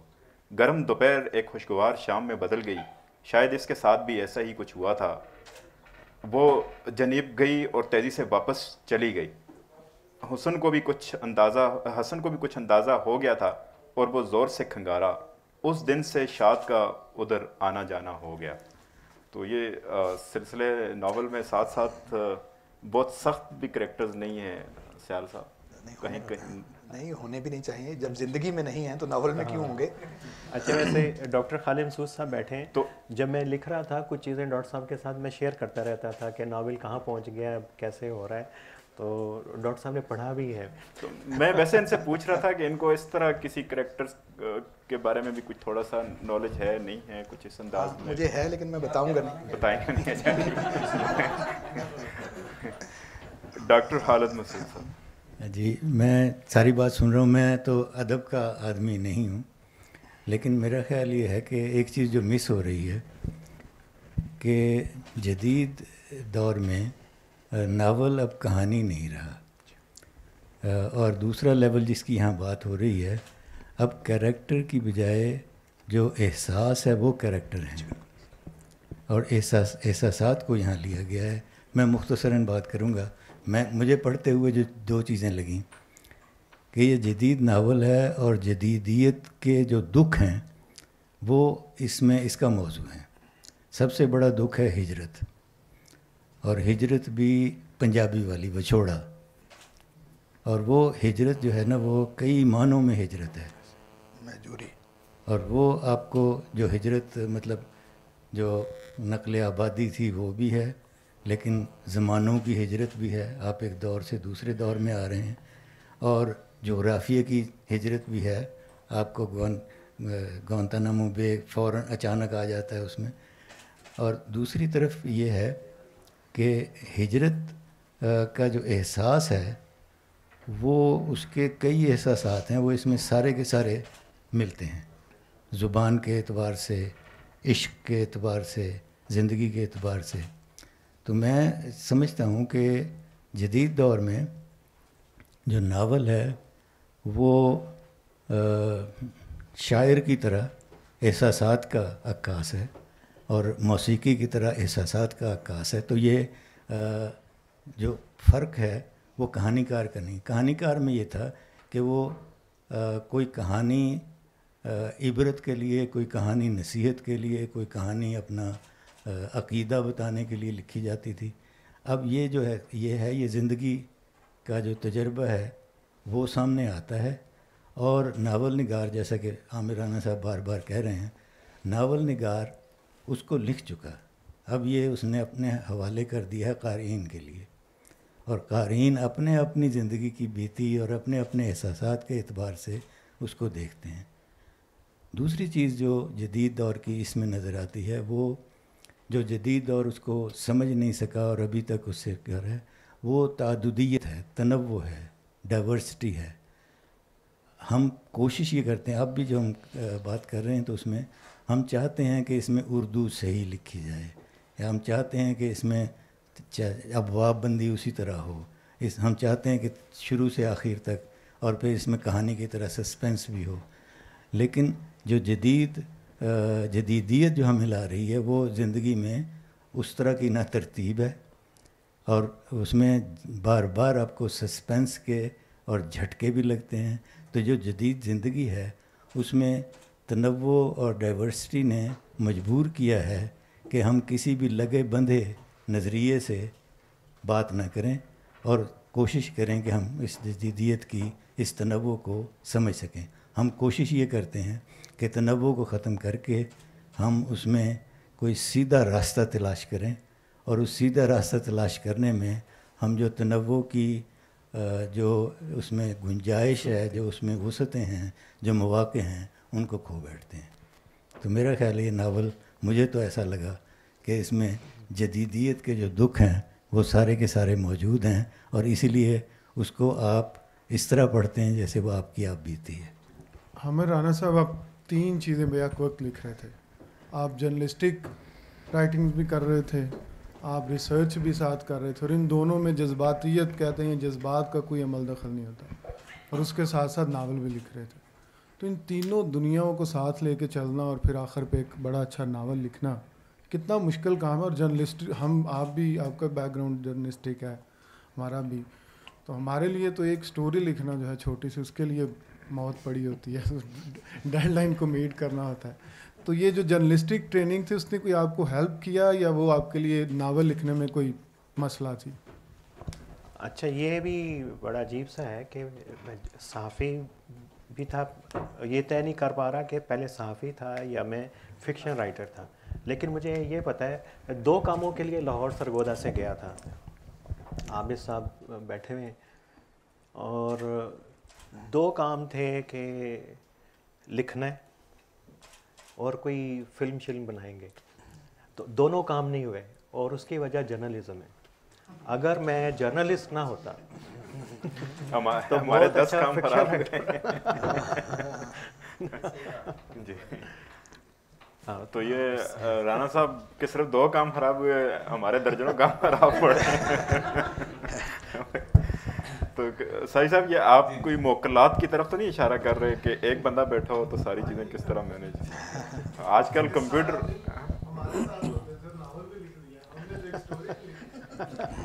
ہاں, یہ جو آبزرویشن ہے, جتنا ان کا ٹریول ہے اور جتنا ویسے وہ جو نیا ناول لکھ رہا ہے اس کے آپ جو ہے نا سائڈ ہیرو ہیں, اور وہ بھی ابھی بھی آپ کے ساتھ ہی وقت زیادہ گزرتا ہے, آپ کو نہیں پتہ. سجاد اظہر صاحب, رانا صاحب یہ کہہ رہے ہیں کہ یہ بڑی سافٹ دھمکی ہے کہ آپ لوگوں کو پتہ نہیں چلے گا آپ لوگوں کے ساتھ ہوا کیا ہے. تو یہ تو امریکہ بڑی اسٹرانگ کر کے بتاتا ہوتا ہے کہ جی سجاد اظہر صاحب. جی یہ سامنے آپ کے بیٹھے. اچھا, رانا صاحب کا یہ جو میر جان ہے, اس سے پہلے ایک سائے ناول بھی آیا تھا, اس پہ کسی نے بات نہیں کی.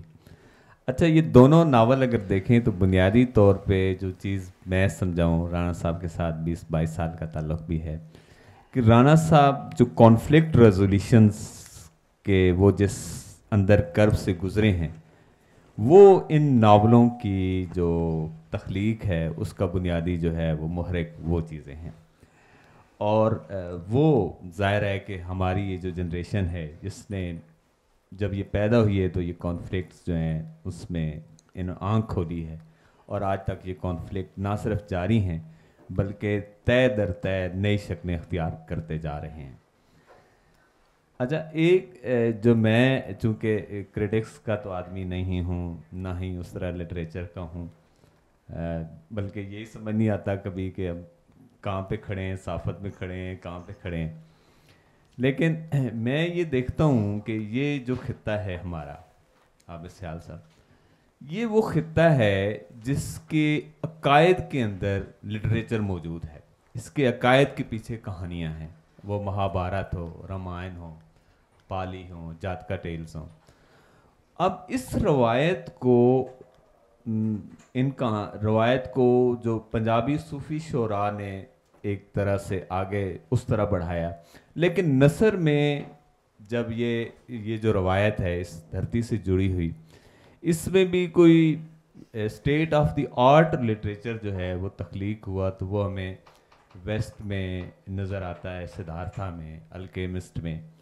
تو یہ جو ہماری جو روایت ہے دھرتی کی جڑی ہوئی, مطلب سائنس فکشن کی باتیں تو بات کی ہیں, ہم تو بھی ہماری جو نثر ہے وہ تو ابھی اس روایت کا جو ہے وہ بھی پوری طرح جو ہے وہ نہیں کر سکے. یہ مجھ سے آپ توقع رکھتے ہیں کہ میں اس کا جواب دوں گا؟ دیکھ آپ کو رہے تھے بلکہ بھول رہے تھے, نام بھی لیا بلکہ ایک دم. دیکھیں, میرا نہیں خیال کہ دنیا کا کوئی خطہ ایسا ہے جس کے عقائد کے پیچھے ادب موجود نہیں ہے. ہومر سے شروع کریں آپ تو اسی طرح جس خطے کو آپ دیکھیں گے تو جو عقائد ہم تک پہنچے ہیں ان کے پیچھے لٹریچر ہی موجود ہے. ظاہر ہے زیادہ تر اورل ہے اس کی روایت, تو اس وجہ سے. اور جو اساطیر الاولین ہیں وہ تو ہیں ہر جگہ پر ہی ہیں, ہر موقع اور ہر مقام پر, اور ہر لٹریچر میں جو آگے تک آیا ہوا ہے. میرا خیال یہ ہے, اب ہم ظاہر ہے ہمارا رزق روٹی اردو کے ساتھ چونکہ جڑا ہوا ہے, ہم لکھتے بھی اردو میں ہیں, تو اس طرح کی باتیں شاید نہیں کرنی چاہیے. لیکن میرا خیال ہے کہ ہم نے اپنی مقامی زبانوں کو جب پیچھے کیا ہے ذرا سا, اور ان کو پس منظر میں لے گئے ہیں, تو جو بات آپ کر رہے ہیں کہ وہ جو نیچرل ڈیولپمنٹ ہے جس کی جڑیں نیچے ہوں اور جس کی شاخیں آسمان تک جا رہی ہوں, وہ آپ کی اپنی زبان میں ہو سکتی ہے, جو اس علاقے کی قدرتی زبان ہے. کیونکہ یہ اس وقت تک نہیں ہو سکتا جب تک آپ کی ویکیبلری انڈیجنس نہ ہو, جب تک آپ کا جو ہے جو آپ کا ساخت ہے, اس کی سوچنے کی ساخت ہے ایون, وہ بھی انڈیجنس نہ ہو. تو ہم نے جن علاقوں کی آپ دیکھیں, ابھی چونکہ ہمارے پاس لٹریچر نہیں ہے نا یہاں کے, تو ہم لکھنے کی روایت کم ہے, تو جو ہندوستان کے جو مقامی زبانیں ہیں وہاں پہ جو اب لکھا ہوا لٹریچر آپ کو نظر آتا ہے, ایون ان کی فلم دیکھیں آپ, تو انہوں نے وہ جس طرح آگے چلے گئے ہیں فلم میکنگ میں, لٹریچر میں, اور ان کے پاس بالکل نئی سے نئی چیزیں آ گئی. تو میرا خیال یہ ہے کہ اگر اب ظاہر ہے اب اس کو واپس کرنا ممکن نہیں ہے، ایک تو یہ ہے کہ آپ یکدم اس سارے کو انرچ نہیں کر سکتے. اب اس کا حل یہ ہے میرے خیال میں اس وقت کہ ہم اپنی اردو کو ایسا کر لیں کہ وہ ہماری مقامیت کا ساتھ دے. ہم اس کا دامن، جیسے ابھی ڈاکٹر صاحب نے بات کی، یہ بہت بہت اہم بات ہے کہ تنوع پسندی کا، کہ آپ کیوں ایک اردو پر رکے ہوئے ہیں. جتنے آپ کے علاقے ہیں اگر اتنی اردویں بن جاتی ہیں تو یہ اردو کے حق میں، آپ کے حق میں، قوم کے حق میں نیک فعل ہے. تو آپ اپنے مقامی آدمی کو، اپنے مقامی زبان کو، مقامی کلچر کو اور اس سے جو جڑی ہوئی روایت ہے اس کو آنے دیں مین سٹریم میں، تو پھر آپ کے پاس وہ چیز پیدا ہوگی جس کا آپ ذکر فرما رہے ہیں. میرا خیال ہے. نام میرا احمد عمر ہے، میں ادب کا طالب علم ہوں. تو ہمارے معاشرے میں ادب کی تخلیق کا اس لیے کہ اس پہ پابندیاں زیادہ ہیں. وہ آپ کو بہتر پتہ ہے کون سی پابندیاں. آپ عوام کی بجائے وہ پبلشر ہی آپ کو آگے نہیں جانے دے گا، یا کسی بھی معاشرے میں اپنی اپنی پابندیاں ہوتی ہیں. اب ایک ناول نگار کی حیثیت سے آپ اکثر ایسے کردار آپ کے ذہن میں آتے ہیں کہ اگر وہ آپ لکھ لیں تو شاید انارکی آ جائے ان کے پڑھنے سے، یا شاید آپ کے اندر آ جائے، یا کچھ ایسے خیالات ہوتے ہیں کہ جن پہ آپ خود بھی آپ کو سمجھ نہیں آتا پبلشر کے علاوہ بھی یا ریئیکشن کے علاوہ بھی. ایسے خیالات پہ کیا سمجھوتا کرنا چاہیے، اور اگر کرنا چاہیے تو کیسے، یا لکھ دینے چاہیے؟ دیکھیے، یہ سب سے بنیادی بات ہے کہ آپ کے پاس فریڈم ہو بات کہنے کی اور لکھنے کی. اور اہم بات کے ساتھ مشکل بات یہ ہے کہ اس بات کو ایک فنکار کے طور پہ اس کو پریزنٹ کیسے کیا جائے. یہ دونوں چیلنج ہر رائٹر کے ساتھ چلتے ہیں. فریڈم بھی چاہیے اور اس کو اپنی فنی مہارت کے ساتھ اس کو پیش کرنے کا طریقہ بھی آنا چاہیے. جرنلزم سے کچھ اچھی چیزیں بھی سیکھیں. ایک جو اہم بات جرنلزم سے سیکھی وہ یہ کہ دنیا کی کوئی بات ایسی نہیں ہے جو کہی اور لکھی نہ جا سکے. اور لیکن اس کے لیے ظاہر ہے کہ آپ کو لکھنا آنا چاہیے. تو یہ ہے. ہاں، اس میں بھی بہت سارے ناول جو ہیں اور کہانیاں بڑی بولڈ ہوتی ہیں اپنے سبجیکٹ کے اندر. اور پاکستان جیسی جو سوسائٹیز ہیں یہاں پہ تو بہت ہی زیادہ ضرورت ہے. اور آپ نے کہا کہ ادب کیوں کم تخلیق ہو رہا ہے، اور ایک جیسا تخلیق اس لیے ہوتا ہے کہ جب ریپیٹیشن ہو رہی ہو بار بار. منٹو کا حوالہ عابد دے رہے تھے کہ وہی ابھی تک ہیں، تو وہ اس کی وجہ یہی ہے کہ آپ کے اوپر ارد گرد کے خوف، پریشرز اتنے زیادہ ہیں، اور پھر آپ بنے بنائے رستوں پہ چلنے میں آسانی محسوس کرتے ہیں. نیا رستہ بنانا اس وقت مشکل ہوتا ہے. لیکن نیا لکھنے میں، آزادی کے ساتھ لکھنے میں جو سب سے بڑا رسک ہے، اب جتنی فنی مہارت بھی لے آئیں، کہ کیا آپ کا سماج اور آپ کے ارد گرد اس کو قبول کرنے کے لیے تیار ہے بھی یا نہیں. اس کی ظاہر ہے کہ ایک قیمت ہے، تو آپ دے سکتے ہیں تو اس کو کریں. اسی طریقے سے نئے راستے بنیں گے. میرا جو نیا ناول ہے اس کی تشہیر بھی ساتھ ساتھ ضروری ہے. وہ بھی اسی قسم کی ایک اٹیمپٹ ہے. میں کوشش کر رہا ہوں کہ اس کو ذرا کھل کے بات کی جائے، اور کھل کے میرا سبجیکٹ ایسا ہے. یہ نہیں ہے کہ اس میں میں نے کچھ بہت ہی اپنے آپ کو کوئی کنٹرول کر کے لکھا ہے اس کو. یہ ویسے ہی ہے جیسا میں لکھنا چاہتا تھا. لیکن مجھے یہ ہے کہ کچھ ایسی چیزیں آنی چاہیے، لکھا جانا چاہیے جہاں پہ شاید فن تھوڑا سا لگے کہ کمپرومائز ہو رہا ہے، لیکن بات ہو رہی ہے. بات وہ بھی نہ ہو جس کی ہم بات کر رہے ہیں، جس کو ہمیں اوائڈ کرنا چاہیے، تقریر کو، یا بہت ہی ایسا سطحی بیانیہ اس سے ہٹ کے. یہ ایک چیلنج ہے. اس کو بہت سارے رائٹر لکھ رہے ہیں، عرفی لکھتے ہیں، ڈاکٹر صاحب لکھتے ہیں. ابھی تو بہت زیادہ ناول لکھا جا رہا ہے اس میں، اور ہر آدمی کوشش یہی کر رہا ہے کہ کوئی نئی بات کہی جائے. لیکن نئی بات کہنے کے اندر رسک یہی والے ہیں جن کا میں نے ذکر. ہمارے ہاں ایک اخبار ہے نئی بات سے، اس کا ٹائٹل ہے نئی بات. ویسے ان کا کویشچن بڑا ویلڈ ہے. بات یہ ہے کہ اس میں کوئی شک نہیں کہ وہ جو آرٹ تو یہی ہے نا کہ آپ بات کسی بھی میڈیم میں، وہ آرٹ کے کسی بھی میڈیم میں آپ بات کر جائیں نا جو آپ کہنا چاہ رہے ہیں، اور کہہ بھی رہے ہیں جیسے ایران میں بھی ایسا ہو رہا ہے کہ لوگ جیل میں چلے جاتے ہیں، سعودی عرب میں ہو جاتے ہیں، لیکن پھر بھی آپ کا اشارہ جن موضوعات کی طرف ہے اس میں کوئی شک نہیں کہ ان پر نہ لکھنا جرم ہے آج کے رائٹر کا نا، کہ وہ ضرور یہاں تو دیکھا جائے تو وہ فکشنلائز کیے بغیر ڈاکومنٹ بھی کرتے جائیں نا، پاکستان میں جو کچھ بھی ہم ارد گرد دیکھ رہے ہیں وہ اتنا ہاریفائنگ ہے، وہ اتنا ڈرمیٹک ہے، وہ اتنی اس میں کہانی ہے کہ ہم اس کو ایز سچ بھی ڈاکومنٹ کرتے جائیں تو وہ بڑا اچھا وہ ناول مطلب ایک کہانی بنتی ہے وہ، تو اس میں کوئی شک نہیں. یہ ان کے ذہن میں جو سوال آ رہا ہے وہ بھی ایک جو آپ کہہ بھی رہے ہیں، تو پھر بھی بات ہو رہی ہے، بات کی جا رہی ہے، کرنی بھی چاہیے، مگر اس کے باوجود کمپرومائزز میرا خیال کرنے پڑتے ہیں. یہاں پہ آپ سے ناول کے لیے جو ہے وہ جس طرح رانا صاحب ساتھ ساتھ بتا رہے ہیں، ایڈوانس میں بتا رہے ہیں، نئے آنے والے ناول کا بتا رہے ہیں، تو یہ ایڈوانس بکنگ والا بھی کوئی اس میں رکھا ہوا ہے کہ لوگ پیسے جمع کرا جائیں اور ناول اگلے سال مل جائے گا، یا ابھی انتظار کرنا پڑے گا؟ فی الحال تھوڑا جو پڑے یہ لے لیں، پہلے یہ لیں، کیونکہ ابھی نئی نئی سوسائٹیاں آ رہی ہیں، گوجر خان میں بھی ایک سوسائٹی شروع ہو رہی ہے. جیسے اس کی بات کریں، یہ جو بولڈنس ہے یا جو کھل کر لکھنا ہے، جیسے آپ سادہ رسم بنیادی طور پر ہم یہ کہنا چاہ رہے ہیں، میرا خیال ہے کہ ہم سیاسی سطح پر ایسی بات کریں جو کھل کر کرنے والی ہے. اس کا ایک رستہ یا اس کا آغاز جو ہے وہ جو سماجی آپ کے معاملات ہیں ان پر بولڈ لکھنے سے کیا جا سکتا ہے. پہلے ہم جب پڑھتے تھے مجلس ترقی ادب کی کتابیں تو ڈاکٹر صاحب کو یاد ہوگا کہ اس میں جب نذیر اکبر آبادی وغیرہ یا پرانے لکھنے والے تو ان کے یہاں کچھ ریانیت ہوتی تھی، تو جب وہ آ جاتا تھا تو 3 نقطے لگا دیتے تھے اور نیچے لکھ دیتے تھے بر بنائے کثافت حذف کر دیے گئے. تو اب اس زمانے میں بھی اس ناول میں بھی اگر آپ 3 نقطے لگاتے ہیں اور بر بنائے کثافت کچھ چیزوں کو حذف کرتے ہیں تو میرے خیال میں نہیں کرنا چاہیے. یا تو آپ اپنے آپ کو بطور تخلیق کار وہاں تک لائیں ہی نہ کہ آپ اس جملے تک آئیں، کسی اور طریقے سے اس کو بیان کریں. لیکن اگر آپ یہ سمجھتے ہیں کہ آپ اس جملے تک آ گئے ہیں تو اس بولڈنس کا آغاز جو آپ سیاسی معاملات میں، جو آپ فکری معاملات میں کرنا چاہ رہے ہیں، یہ ایک ذرا سا سماجی ٹیبو ہے. صرف آپ کے بارے میں بندہ یہی کہے گا نا کہ آپ نے زبان جو ہے وہ ذرا پوچھ استعمال کر دی ہے، تو اس سے اس آزادی کا آغاز کیا جا سکتا ہے میرے خیال میں. اچھا، ڈاکٹر عارف آزاد سے بھی ہم ایک سوال کرتے ہیں. یہ آپ اپنا تو کمنٹ ضرور کریں، ساتھ یہ جو کچھ حالات واقعات ایسے کے دور میں وہ آزادی ویژولاائز نہیں تھی، ویژولاائز اتنی زیادہ ہے کہ رائٹر لکھنا بس کرنا نہیں، تو پھر تو جب ویژولاائز ہو جائے تو لکھنا تو پھر بہت کم رہ جاتا ہے.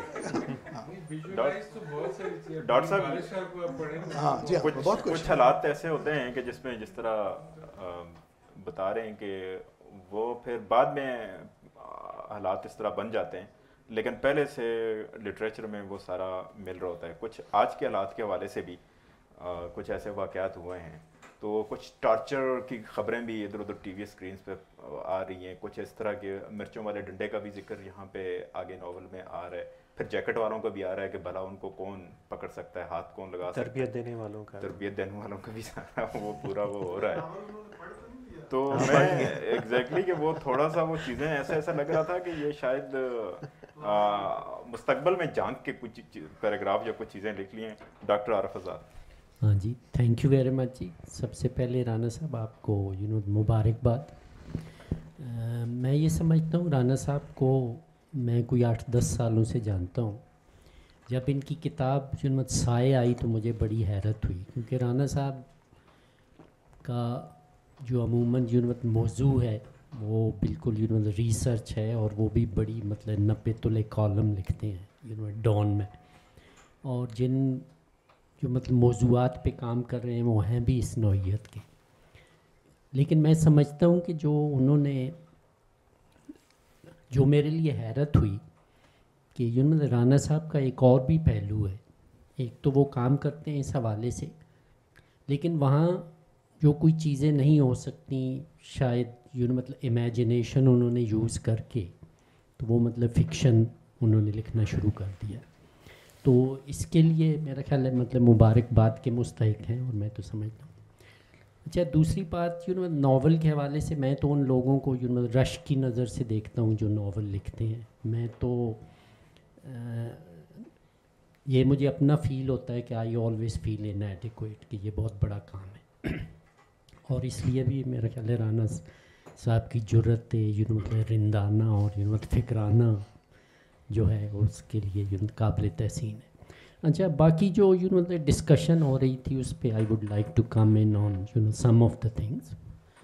ایک انہوں نے رانا صاحب نے بات کی کہ مطلب غزل کے حوالے سے ناول لکھا جا سکتا ہے یا نہیں. تو میرا خیال ہے اس کی انگلش میں بھی مثالیں ہیں. وہ مطلب وکرم سیٹھ کا ایک ناول ہے پوئٹری میں دا گولڈن گیٹ برج. تو مطلب آپ بھی ہمت کریں, اردو میں یہ ہو سکتا ہے, کوئی ایسی بات نہیں.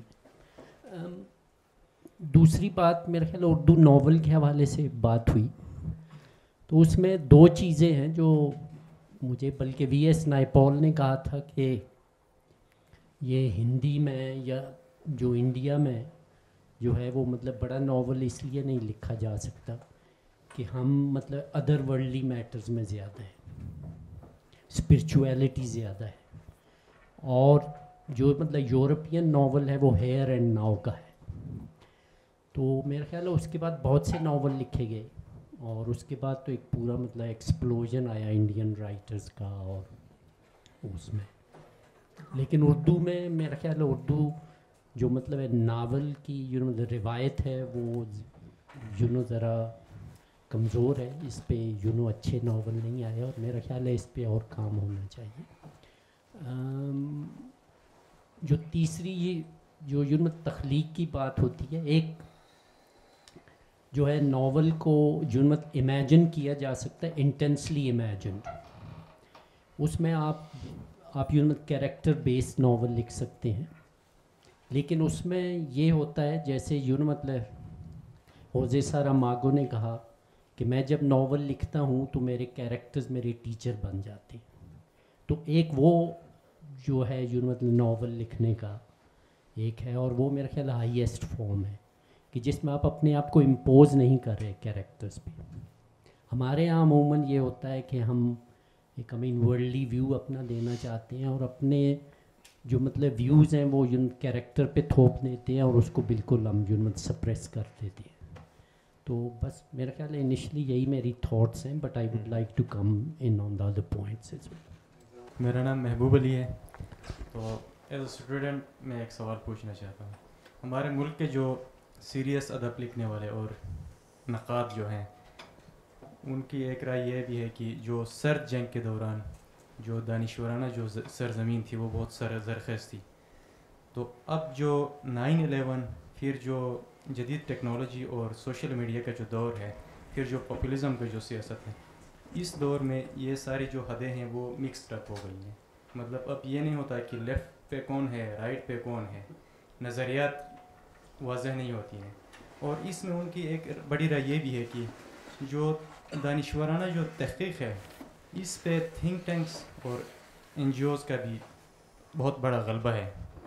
تو آپ تو تحقیق سے ہٹ کے مطلب تخلیق کر رہے ہیں, تو اس میں آپ ان بائسڈ ہو کے مطلب آپ اگر بتانا چاہیں تو آپ کیا سمجھتے ہیں کہ آپ کو لکھتے ہوئے یہ جو تھنک ٹینکس پھر جرنلزم اور ان چیزوں کا غلبہ تھا یا نہیں تھا, اور آپ سمجھتے ہیں کہ یہ واقعی میں اس طرح ہے پاکستان میں؟ تھینک یو سو مچ. اچھا دیکھیے, میں نے بات کی تھی کہ جو لکھنے والا جو ہے وہ تو ایک میڈیم ہے. میڈیم کا مطلب ہے کہ میں ایک وقت میں کئی کام کر رہا ہوں. میں جرنلسٹ بھی ہوں, ریسرچ سے بھی وابستہ ہوں, میری دوستیاں ہیں, خاص لوگوں میں بیٹھتا ہوں, خاص لوگوں میں اٹھتا ہوں, میرے فیملی کے ریلیشن شپ میٹر کرتے ہیں, اچھے ہیں برے ہیں, پورا سماج کا یہ پورا ایک ظاہر ہے کہ یہ جو بھی تحریر آئے گی میں لکھوں گا وہ اس میڈیم میں سے ہی نکل کے آئے گی, کہیں باہر سے نہیں, کوئی آسمان سے کوئی خیال نہیں آئیں گے. تو وہ میری کیمسٹری میں سے ہی بنیادی طور کے اوپر وہ تحریر نکلے گی. تو اس میں سے یہ کہنا کہ فنکار دنیا کا سب سے بڑا محتسب آدمی ہوتا, اس سے بڑا محتسب نہیں ہوتا. محتسب کیا کہتے ہیں اس کو, نہیں ہوتا, متعصب نہیں ہوتا, کیونکہ وہ سب کچھ کر سکتا ہے, اپنے فن کی قربانی نہیں دے سکتا. تو اس کے لیے, اور دیکھیں 9/11 کے بعد سے ابھی تک बहुत अच्छा लिटरेचर लिखा गया। जिन पहलुओं की तरफ आप इशारा करना चाह रहे हैं उन कहानियों की, नॉवेल्स की, उर्दू में भी, इंग्लिश में भी, इवन के हमारे हमसाया ममालिक में भी, अफ़गानिस्तान में भी, इंडिया में भी बहुत अच्छा लिटरेचर लिखा गया है। और जिन पहलुओं की तरफ आप इशारा करना चाह रहे हैं कि जाहरियत, जबरियत, ये पूरा इम्पीरियलिज़म का डिज़ाइन और ये तमाम चीज़ें जो हैं किसी ना किसी सतह के ऊपर लिटरेचर का हिस्सा बनी है। ये मुमकिन नहीं है कि आप एक अहद के अंदर हो और कुछ चीज़ें आप सेंसर कर दें। ये तो राइटर की बात है, जो फिक्शन राइटर्स हैं। अदरवाइज़ तो बाकी और एरियाज़ जो हैं, हर डिसिप्लिन के अंदर वो अपने अहद को रिफ्लेक्ट करता है। एंथ्रोपोलॉजिकल पर्सपेक्टिव के अंदर, पॉलिटिकल पर्सपेक्टिव में, इवन के आइडियोलॉजिकल पर्सपेक्टिव में, हर चीज़ के अंदर आप जाएं, गूगल करें, आपको कुछ चीज़ें आपको ज़ाहिर है कि ख़रीदना भी पड़ती हैं, उसमें आपको हर तरह की रिसर्च है। और यही चैलेंज जो है ना अभी फिक्शन राइटर के लिए, बल्कि हर क्रिएटिव एक्सप्रेशन वाला, शायर है, पेंटर है, पता है आपको कि पेंटिंग को फ्रेम से निकले हुए कितनी दहाइयाँ हो गई हैं। अभी तक हम पेंटिंग का हमारे जहन में कॉन्सेप्ट आता है कि वो फ्रेम है।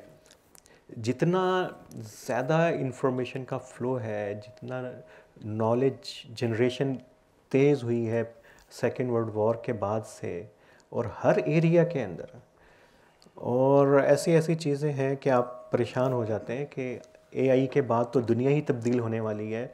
उसमें ये माड़ी सी किताब तो क्या, यहाँ पे बड़ा से बड़ा लिटरेचर जो है इस पूरे सब कॉन्टिनेंट का, ये हवा में उड़ने वाला है। कुछ दहाइयों के अंदर आपकी ज़िंदगी के अंदर ये हो जाएगा। चैलेंज ये है कि इतने सारे अलूम हैं और मैं एक अकेला सारे इन अलूम को कैसे एब्ज़ॉर्ब करूं कि जब मैं अपना एक्सप्रेस करना चाहूँ अपने आप को नॉवेल में, शायरी में, पेंटिंग के अंदर, वो यूनिक हो, वो मेरे अहद की रिफ्लेक्शन उसके अंदर आ जाए। ये सबसे बड़ा चैलेंज है। और कोशिश किए जा रहे हैं लोग, और बड़े बड़े तजर्बे हो रहे हैं। ऐसा अच्छा नॉवेल लिखा जा रहा है, ऐसी अच्छी पेंटिंग्स हैं, अभी ऐसी अच्छी शायरी है तो आ रही है उसके बावजूद। और सबसे बड़ा मेरा खौफ पूछे ना कि क्या है, मेरा सबसे बड़ा खौफ ये है कि आज से कोई 2-3 दहाइयाँ, हो सकता है पहले भी, या 2-3 दहाइयाँ बाद, यहाँ पे कंप्यूटर बैठ के हमारे लिए नॉवेल लिख रहा होगा जो हमारे से ज़्यादा बेहतर लिख रहा होगा। उसके एल्गोरिदम जो है ना, हमारी बॉडी भी एल्गोरिदम है बुनियादी तौर के ऊपर, तो वो उसके पास तो आप उसमें 1000 किताबें उसमें फ़लसफ़े की होंगी, साइकोलॉजी की होंगी, पूरी कायनात के अंदर ये जो रिसर्च हो रही है, कैसे एक्सपेंड कर रही है पूरी कायनात, और पूरी मज़ाहिब के हक़ में उसके ऊपर जो पूरा एक लिटरेचर है, हमारे समाज के बारे में, रिश्तों के बारे में, हमारी बायोलॉजी, हमारी केमिस्ट्री, सब कुछ कंप्यूटर के पास होगा। वो ज़्यादा अच्छा लिखेगा या मैं लिखूँगा? आप लिखेंगे? नहीं वो कंप्यूटर ज़्यादा अच्छा लिखेगा। एक दफ़ा, सॉरी आप बात कर रही, इस पे जुमला है कि हमारे ज़फ़र सईद साहब हैं, यहाँ पे बैठे हैं, जो ज़फ़र साहब हैं, उन्होंने एक लेक्चर दिया आर्टिफिशियल इंटेलिजेंस पे, और काफ़ी देर वो यही बातें इनसे डराते रहे कि अब ये होने वाला है और होने वाला है, और सब कुछ जो है वो ले जाएगा बहा कर सब कुछ। तो जाहिर है ये ऐसा नहीं है कि ये बातें ठीक नहीं हैं, जिस तेज़ी से हो रहा है, बहुत, उसकी एक छोटी सी मिसाल तो ये, जैसे गैजेट है हमारे हाथ में, जिस तरह से इसने हमें कैप्चर कर लिया है, छोटी सी चीज़ है जो हमारी अपनी है, ख़रीदी हुई, वो हमें काबू कर लेती है। लेकिन आप ये देखें कि अब ये जो कुछ सब कुछ इंसान ने बनाया है, ये अपना 5-6% दिमाग इस्तेमाल करके बनाया है। क्या कहा जा सकता है कि जब उसको अपनी सर्वाइवल का मसला सामने दरपेश हो तो कोई 6-7% या 8% या 10% उसका कुछ ऐसा जागे जो उस वक्त की बनाई हुई चीज़ से आगे चला जाए। तो تو اس بات کا بھی اتنا ہی امکان موجود ہے اس بات کا کہ جب آپ دیکھیں گے کہ کیا کچھ کر چکا ہے آپ کا، دیکھیں نا موسیقی بہتر بنا سکتا ہے، وہ اب بنانے لگ گیا ہے، عروض پر نظمیں غزلیں لکھنے لگ گیا ہے آپ جانتے ہیں، لیکن شاعر اس سے بہتر پھر بھی نہیں لکھ سکتا، کیونکہ جب شاعر لکھ رہا ہے تو اس کو پتہ ہے کہ مشین کہاں تک جا چکی ہے، وہ اس سے آگے والی فیکلٹی اپنی استعمال کرے گا. تو اتنا گھبرانے کی ضرورت نہیں ہے جتنا آپ گھبرا گئے تھے، لیکن کچھ محتاط ضرور ہونا چاہیے. کچھ نہ کچھ ہو کے رہے گا نا، گھبرائیں کیا. ثبوت سے یہ نہیں ہے، میں آپ کو یہ بتا رہا ہوں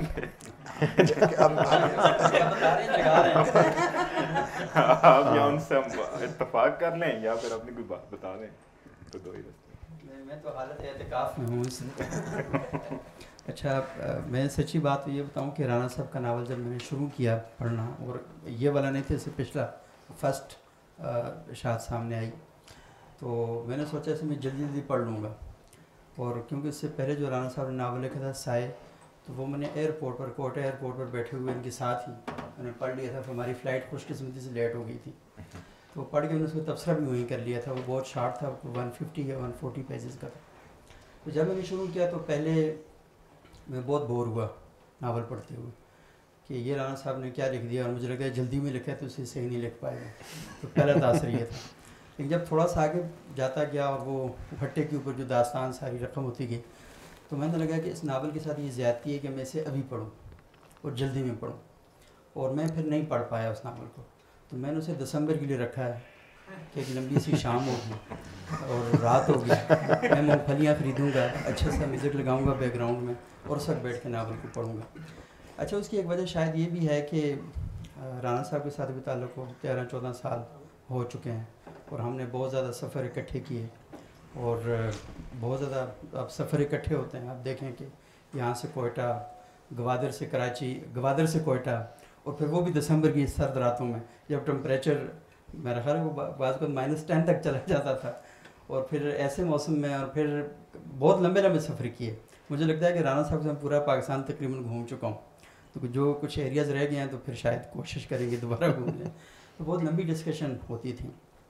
تو اصل چیز یہ ہے کہ وہ چیزوں کے بارے میں ایک طرح سے بہت لمبی ڈسکشن کرتے ہیں، کیونکہ ہم صحافی ہم یہ چاہتے ہیں کہ 3 گھنٹے کی پریس کانفرنس میں سے 30 سیکنڈ کی خبر کیسے بنانی ہے. تو وہ اصل میں 30 سیکنڈ کی بعد میں سے 3 گھنٹے کا مواد نکالتے ہیں. تو یہ اصل میں ایک فرق ہے جرنلسٹ میں اور لکھنے والے میں. تو میں نے یہی سوچا کہ تھوڑی زیادتی ہوگی، میں اسے پرسکون طریقے سے بیٹھ کے پڑھوں، اور وہ پڑھ اس لیے نہیں رہا کہ میں نے کوئی تجزیہ تبصرہ کرنا ہے، میں نے اپنے لیے پڑھنا ہے اسے، اور خود اپنے آپ کے ساتھ بیٹھ کر باتیں کرنی ہیں، اس کو انجوائے کرنا ہے. تو لیکن بہرحال رانا صاحب کو بہت مبارک ہو، انہوں نے ناول لکھا، اور ہم اس خطرے سے بھی 2-4 ہیں کہ رانا صاحب اگلا بھی ایک ناول لکھ رہے ہیں، اور وہ بہت عرصے سے ہمیں دھمکیاں دے رہے ہیں کہ میرا اگلا ناول آنے والا ہے. تو آپ نے وہ پہلے والا پڑھا ہے یا نہیں؟ وہ کوئی سرد رات آئی نہیں ہے کون سا جس کے بارے میں آپ کہہ رہے ہیں؟ آپ نے غور سے سنا نہیں، آپ کچھ اور سے ذہن میں سوچ رہے تھے. میں نے یہی بتایا کہ میں دسمبر میں دسمبر میں ابھی ہاں میری کتاب کا مارچ میں وعدہ کیا تھا، گزر گیا. آپ نے سن بھی پوچھنا تھا نا ساتھ، مارچ کے ساتھ ساتھ. نہیں، اس کا ایک علاج ہے، ہم صحیح بات کر رہے ہیں، پولیس کو بتا دیتے ہیں، ناکے پہ بٹھا دیں، ٹریفک وائلیشن کریں. کبھی کبھی صحیح بات کرتے ہیں. ٹھیک ہے.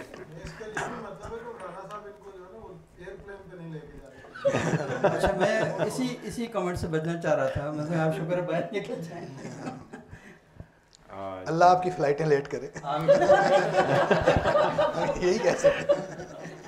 سر میرا کوشچن یہ ہے کہ مارکیٹ میں تو مٹیریلز بہت زیادہ ہیں، پر جیسے سر نے ابھی بات کی کہ ٹائم کنزیومنگ مطلب مینیج کرنے کا ایشو ہوتا ہے، جیسے اس نے ناول رکھی کہ دسمبر میں پڑھوں گا، اس طرح تو مٹیریل بہت زیادہ ہے، مطلب فورنس کی بھی ہے، پاکستانی کی بھی ہے، پر یہی کوشچن ہے کہ کوئی اتھینٹک چیز نہیں آ رہی ہوتی مارکیٹ میں، جس چیز کا ضرورت ہوتا ہے نیو جنریشن کے لیے، فار ایگزامپل کہ ان لوگوں کے لیے کوئی ایسا چیز ہو مثال کے طور پر کہ کوئی چینج لے آئے. وہی پرانی چیز، وہی جو پڑھ رہے ہوتے وہی اسٹوریاں ریپیٹ ہو رہی ہوتی، کوئی نیا چیز نہیں آ رہا ہے مارکیٹ میں کہ انسان بولے کہ ہاں یہ تھوڑا سا. ابھی یہ نوا اراری کی کچھ بکس ہے، وہ جس چیز پہ لکھ رہا ہوتا ہے، جیسے آپ نے مینشن کی الگورتھم کی، اس کے بک میں پڑھ رہا تھا 21st लेसन 21st सेंचुरी, उसमें यही चीज़ था कि जो न्यू जनरेशन है 2032 में दे विल बी यूज़लेस. मतलब 2050 में फिर जैसे रोबोटिक जो बताया कि जो काम कर रहे होंगे वो रोबोट्स कंप्यूटर कर रहे होंगे, उसके साथ ज़्यादा डेटा होएगा, हर चीज़ वो कंट्रोल कर रहा होगा. तो कोई चीज़ इस तरह मार्केट में, मैं बोलता हूँ कि आप लोग इस तरह लिख ले जैसे आर्टिकल्स आ रहे थे न्यूज़पेपर में या मार्केट में बुक्स आ रहे थे, कि नया चीज़ हो कि इंसान सीखे जो न्यू जनरेशन होता है, स्पेशली फॉर न्यू जनरेशन. हाँ, इसका जवाब तो और भी सुनते हैं. नहीं तो हम इसी तो हम ये मुकदमा एक हमने इसलिए कॉर्नर किया होगा. वो समूचा का मसला टाइम ये नहीं कि वो बिजी है, वो बहुत ज़्यादा फ्री है, इसलिए वो यार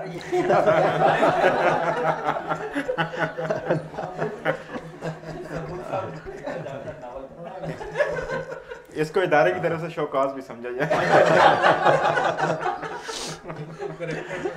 हाँ यार रेडी हो गए. मैं दोस्तों को बताना चाहता हूँ कि मैं बदला सोशल मीडिया पे जाके. अच्छा देखिए, आपका सवाल बड़ा वैलिड है, लेकिन आप अपनी काहली और सुस्ती को दूर करें. मैंने पहले भी कहा, दुनिया में कोई भी मौजू उठाएं, एक से एक ऐसी ऐसी रिसर्चेज और डायमेंशन आपके सामने खुलेंगी. मसला सिर्फ ये है, और कि मैं तो बहुत ही कम इल्म हूँ कि इतनी ज़्यादा चीज़ें ना देख सकते हैं ना पढ़ सकते हैं. हर मीडियम के अंदर इतनी अब आपको किताब पढ़ने की भी ज़रूरत नहीं है. यूट्यूब ने इतना काम आसान कर दिया है. ऐसी ऐसी कोई एक थीम जहन में सोचें, आप चलें सोचें आपके जहन में क्या थीम है, मैं बताता हूँ उस पर कहाँ पे क्या चीज़ मिल सकती है.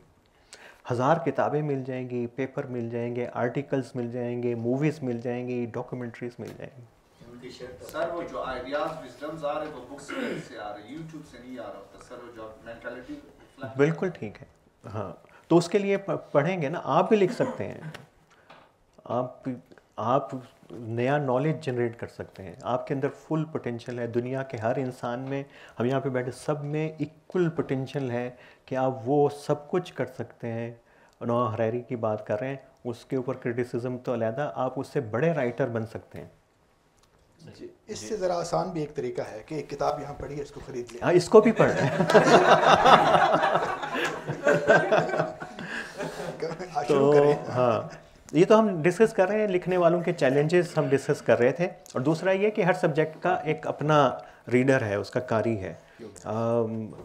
साइंस का अपना रीडर है जिसका इंटरेस्ट है, और उर्दू शायरी का ज़्यादा, अगर हम लिटरेचर में आए तो बहुत उसका कारी है.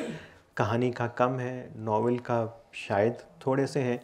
और जब नावल निगार लिख रहा होता है तो मेरा ख़्याल है कि वो उसी एक छोटे से अपने रीडर को जहन में कहीं ना कहीं होता है. अब मैं जब अब लिखूंगा नावल तो मेरे जहन में होगा कि डॉक्टर साहब पढ़ेंगे तो वो क्या कहेंगे, और फिर साहब देखेंगे तो क्या कहेंगे, डॉक्टर साहब पढ़ेंगे तो क्या कहेंगे. तो वो अपने रीडर को कैटर कर रहा होता है हर लिखने वाला. तो ये हमारा जो आज की नशिस्त है, ये बस उसी छोटे से जो समझने वाले इस चीज़ को, नावल को, ज़रूरी नहीं है कि कोई अच्छी तफहीम भी हो सके.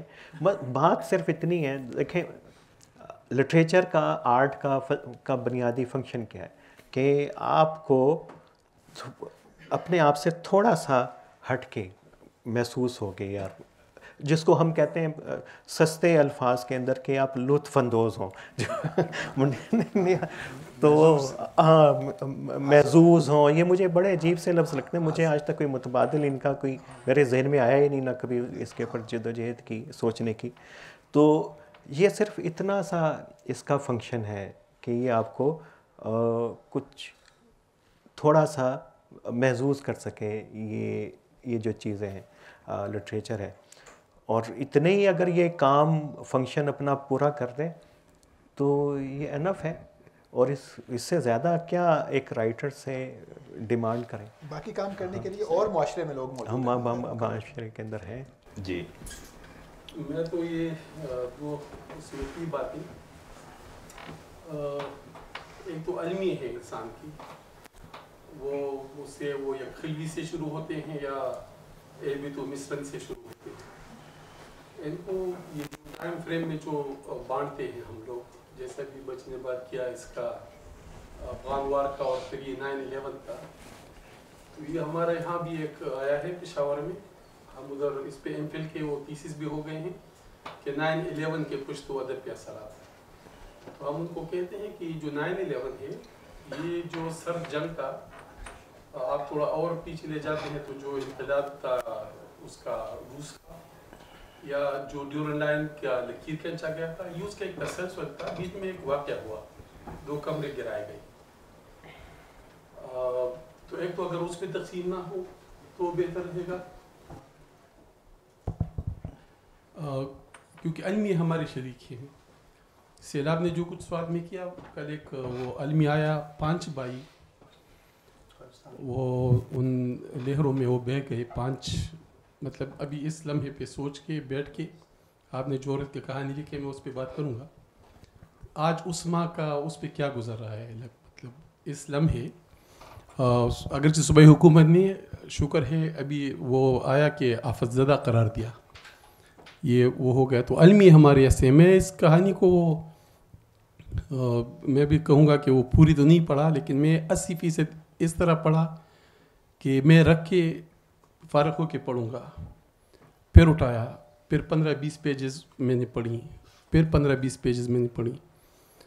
अभी हुई जो उसके हैं गेबो का एक वो मुझे याद आ रहा था अभी, चिल्ली के हवाले से उसने एक कहानी को, एक वाक़ई को उसने किताबी शक्ल में लिखा हुआ था।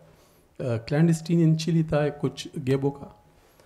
मैं ये किरदार को जितने भी जगह पढ़ा ना, मैंने कहा मैं एक दफ़ा आपसे राना साहब से कहूँगा कि राना साहब आप थोड़ा वो एक क्रिएटिव लेबर और करें, वो इस चीज़ को, ये जो किरदार है इसको ला के एक स्पेसिफिक उसमें डालना है। जिस तरह सर ने कहा कि कैरेक्टर बेस्ड जो नॉवेल्स होते हैं, इसको ला के मैं आपके साथ डिस्कस करूँगा। मेरे दिमाग में कुछ चीज़ों को मैं कलेक्ट ना कर सका उस तरह से, लेकिन कुछ है जो वहाँ पर पड़ा हुआ है।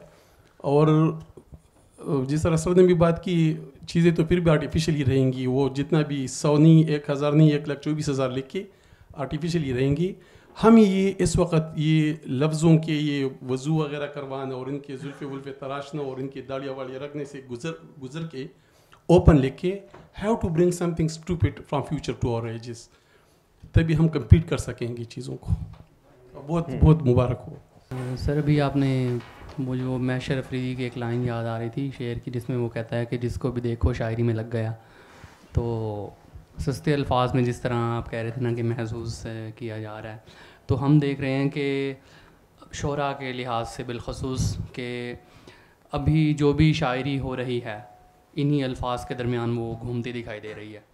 और हम ये देख रहे हैं कि नौजवान नस्ल जो है ना वो पसंद भी कर रही है ऐसी शायरी को। तो बीइंग ए राइटर, अगर आप शायरी के लिहाज से देख लें कि एक तो यूथ जिनकी तरफ अट्रैक्ट कर रही है, वो जिस तरह मैंने कहा था कि इन्हीं जो है ना डोमेन में घूम रही है शायरी, आप क्या रिकमेंड करेंगे? और दाद भी मिल रही है यकीनन, उनको पजीराई भी मिल रही है। इसकी एक तो वजह क्या है कि क्यों नौजवान नस्ल का जो रुझान है उनकी तरफ ज़्यादा है, या उनको दाद भी बहुत मिलती है, बाकी जो as compare to the others जो काफ़ी डीप जो लिखते हैं या सोचते हैं। आप एक यंग जनरेशन को क्या वो क्राइटेरिया बताना चाहेंगे कि किस बेसिस पे अगर वो पढ़ना भी चाहें किसी राइटर को, तो किस चीज़ को मलूज़ खातिर रखें? शायरी के हवाले से भी वो अगर किसी किताब का इंतखाब करें या नावल निगारी के लिहाज से, पढ़ने के लिहाज से, तो आप क्या रिकमेंड करेंगे? किन चीज़ों को वो मस्त देखे फिर पढ़ना स्टार्ट करें? ये क्राइटेरिया तो अभी सियाल साहब बताएंगे शायरी पढ़ने का क्या होना चाहिए, या फिक्शन पढ़ने का डॉक्टर साहब बताएंगे। लेकिन मेरा ख्याल है कि जो कुछ पढ़ना है उसे पढ़ते रहना चाहिए। पढ़ने का आगाज़ होना चाहिए, तो उसके बाद जैसे जैसे उसका ज़ौक़ मुताला बढ़ेगा, ज़ाहिर है कि उसको पता चल जाएगा, वो फिर ये मुताला बता देगा ना कि ये अब चीज़ अच्छी है, अब इससे अच्छी पे जाना चाहिए। तो पढ़ना सबसे ज़्यादा ज़रूरी, जो पढ़ना है उससे इनकरेज करें। आप जहाँ मर्ज़ी से शुरू करें, अपने मोहल्ले के शायर को पढ़ना शुरू करें और फिर दुनिया के सबसे बड़े शायर तक पहुँच जाएं। तो पढ़ते रहें बस। ऐसे ये जो पॉपुलर लिखने वाले हैं जिनसे आपको बज़ाहिर शिकायत है, क्योंकि आपने भी उनको देखा होगा, ये एक ज़माने की चीज़ें हैं, ये आपके ज़ौक़ की तरबियत का आगाज़ है। تو ظاہر ہے کچھ لوگ ایسے ہوتے ہیں جو ساری عمر یہیں تک رہ جاتے ہیں، لیکن آغاز آپ یہیں سے کرتے ہیں اور آہستہ آہستہ پھر آپ آگے چلتے جاتے ہیں. آپ کسی بھی آپ دکان میں چلے جائیں، کچھ چیزیں انہوں نے باہر لگائی ہوتی ہیں تو وہ ایک دفعہ آپ کو اٹریکٹ کرتی ہیں، پھر اس کے بعد اندر چلے جاتے ہیں، تو اصل مال اندر پڑا ہوتا ہے.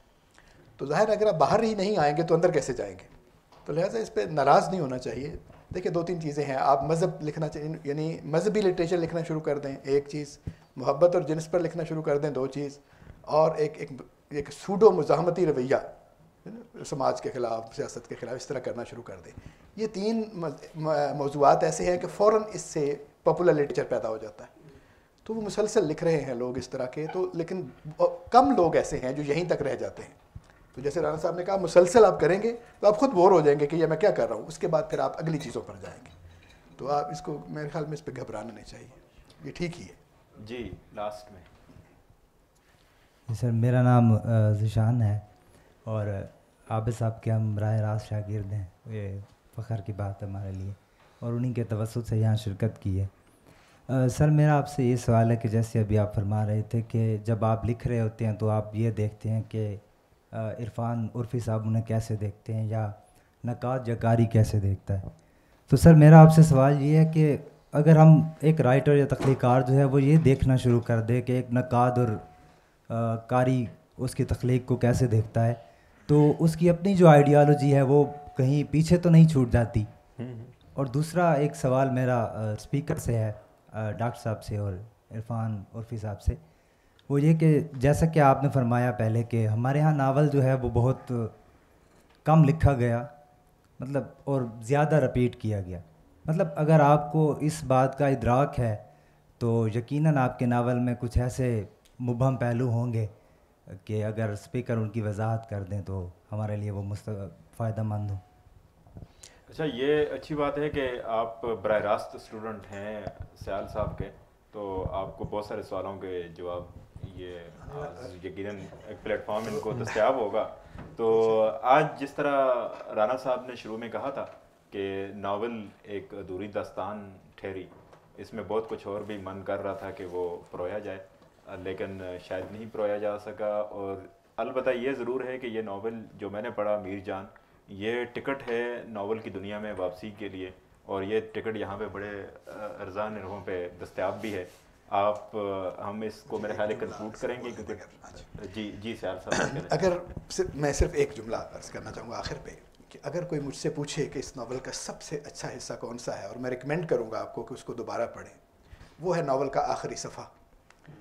اگر کبھی کوئی ایسا وقت آیا کہ اس ناول پر کوئی فلم بن سکی یا اس طرح کا، تو یہ جو منظر اس فلم میں ہوگا یہ دیر تک یاد رکھے جانے والا ہوگا. جس موقع پر لا کر قاری کو چھوڑا ہے ناول نگار نے، یہ ٹیکنیک کے لحاظ سے ایک بہت بڑی کامیابی ہے اس ناول کی. ویسے تو اس میں کئی ہیں وہ ہم نے جس طرح شروع میں بات کی، جان ڈھونڈنی مشکل ہو جائے گی نا. اس کو نیٹ فلکس والوں کو بھی سوچنا ہوگا اور باقی بھی جتنے پلیٹ فارم ہیں ان کو بھی اس کے اوپر غور کرنا ہوگا. اب بہت ساری چیزیں ہیں، اب اس کو ہم کون کون سے صفحے کی بات کریں.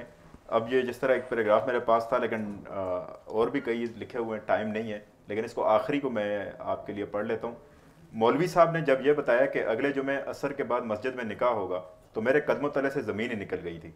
میں نے کبھی سوچا بھی نہیں تھا کہ میری شادی اتنی جلدی اور سادگی سے ہوگی، وہ بھی مولوی صاحب کی بیٹی سے، جسے میں اپنی بہن کی طرح سمجھتا تھا.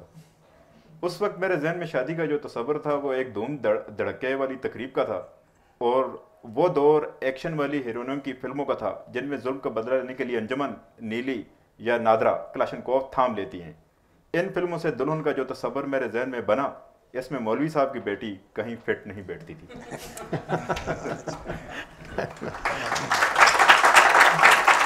عامر رانا صاحب، آپ کا شکریہ آپ کی محبتوں کا کہ آپ تشریف لائے اور ناول پہ بات ہوئی، ناول کے دیگر محاسن پہ کہ ناول کیا ہوتا ہے، کیسے لکھا جانا چاہیے. میری بہت اس میں مزید آگاہی ہوئی، معلومات میں اضافہ ہوا آپ سب کی گفتگو سے، تو آپ کا بہت بہت شکریہ.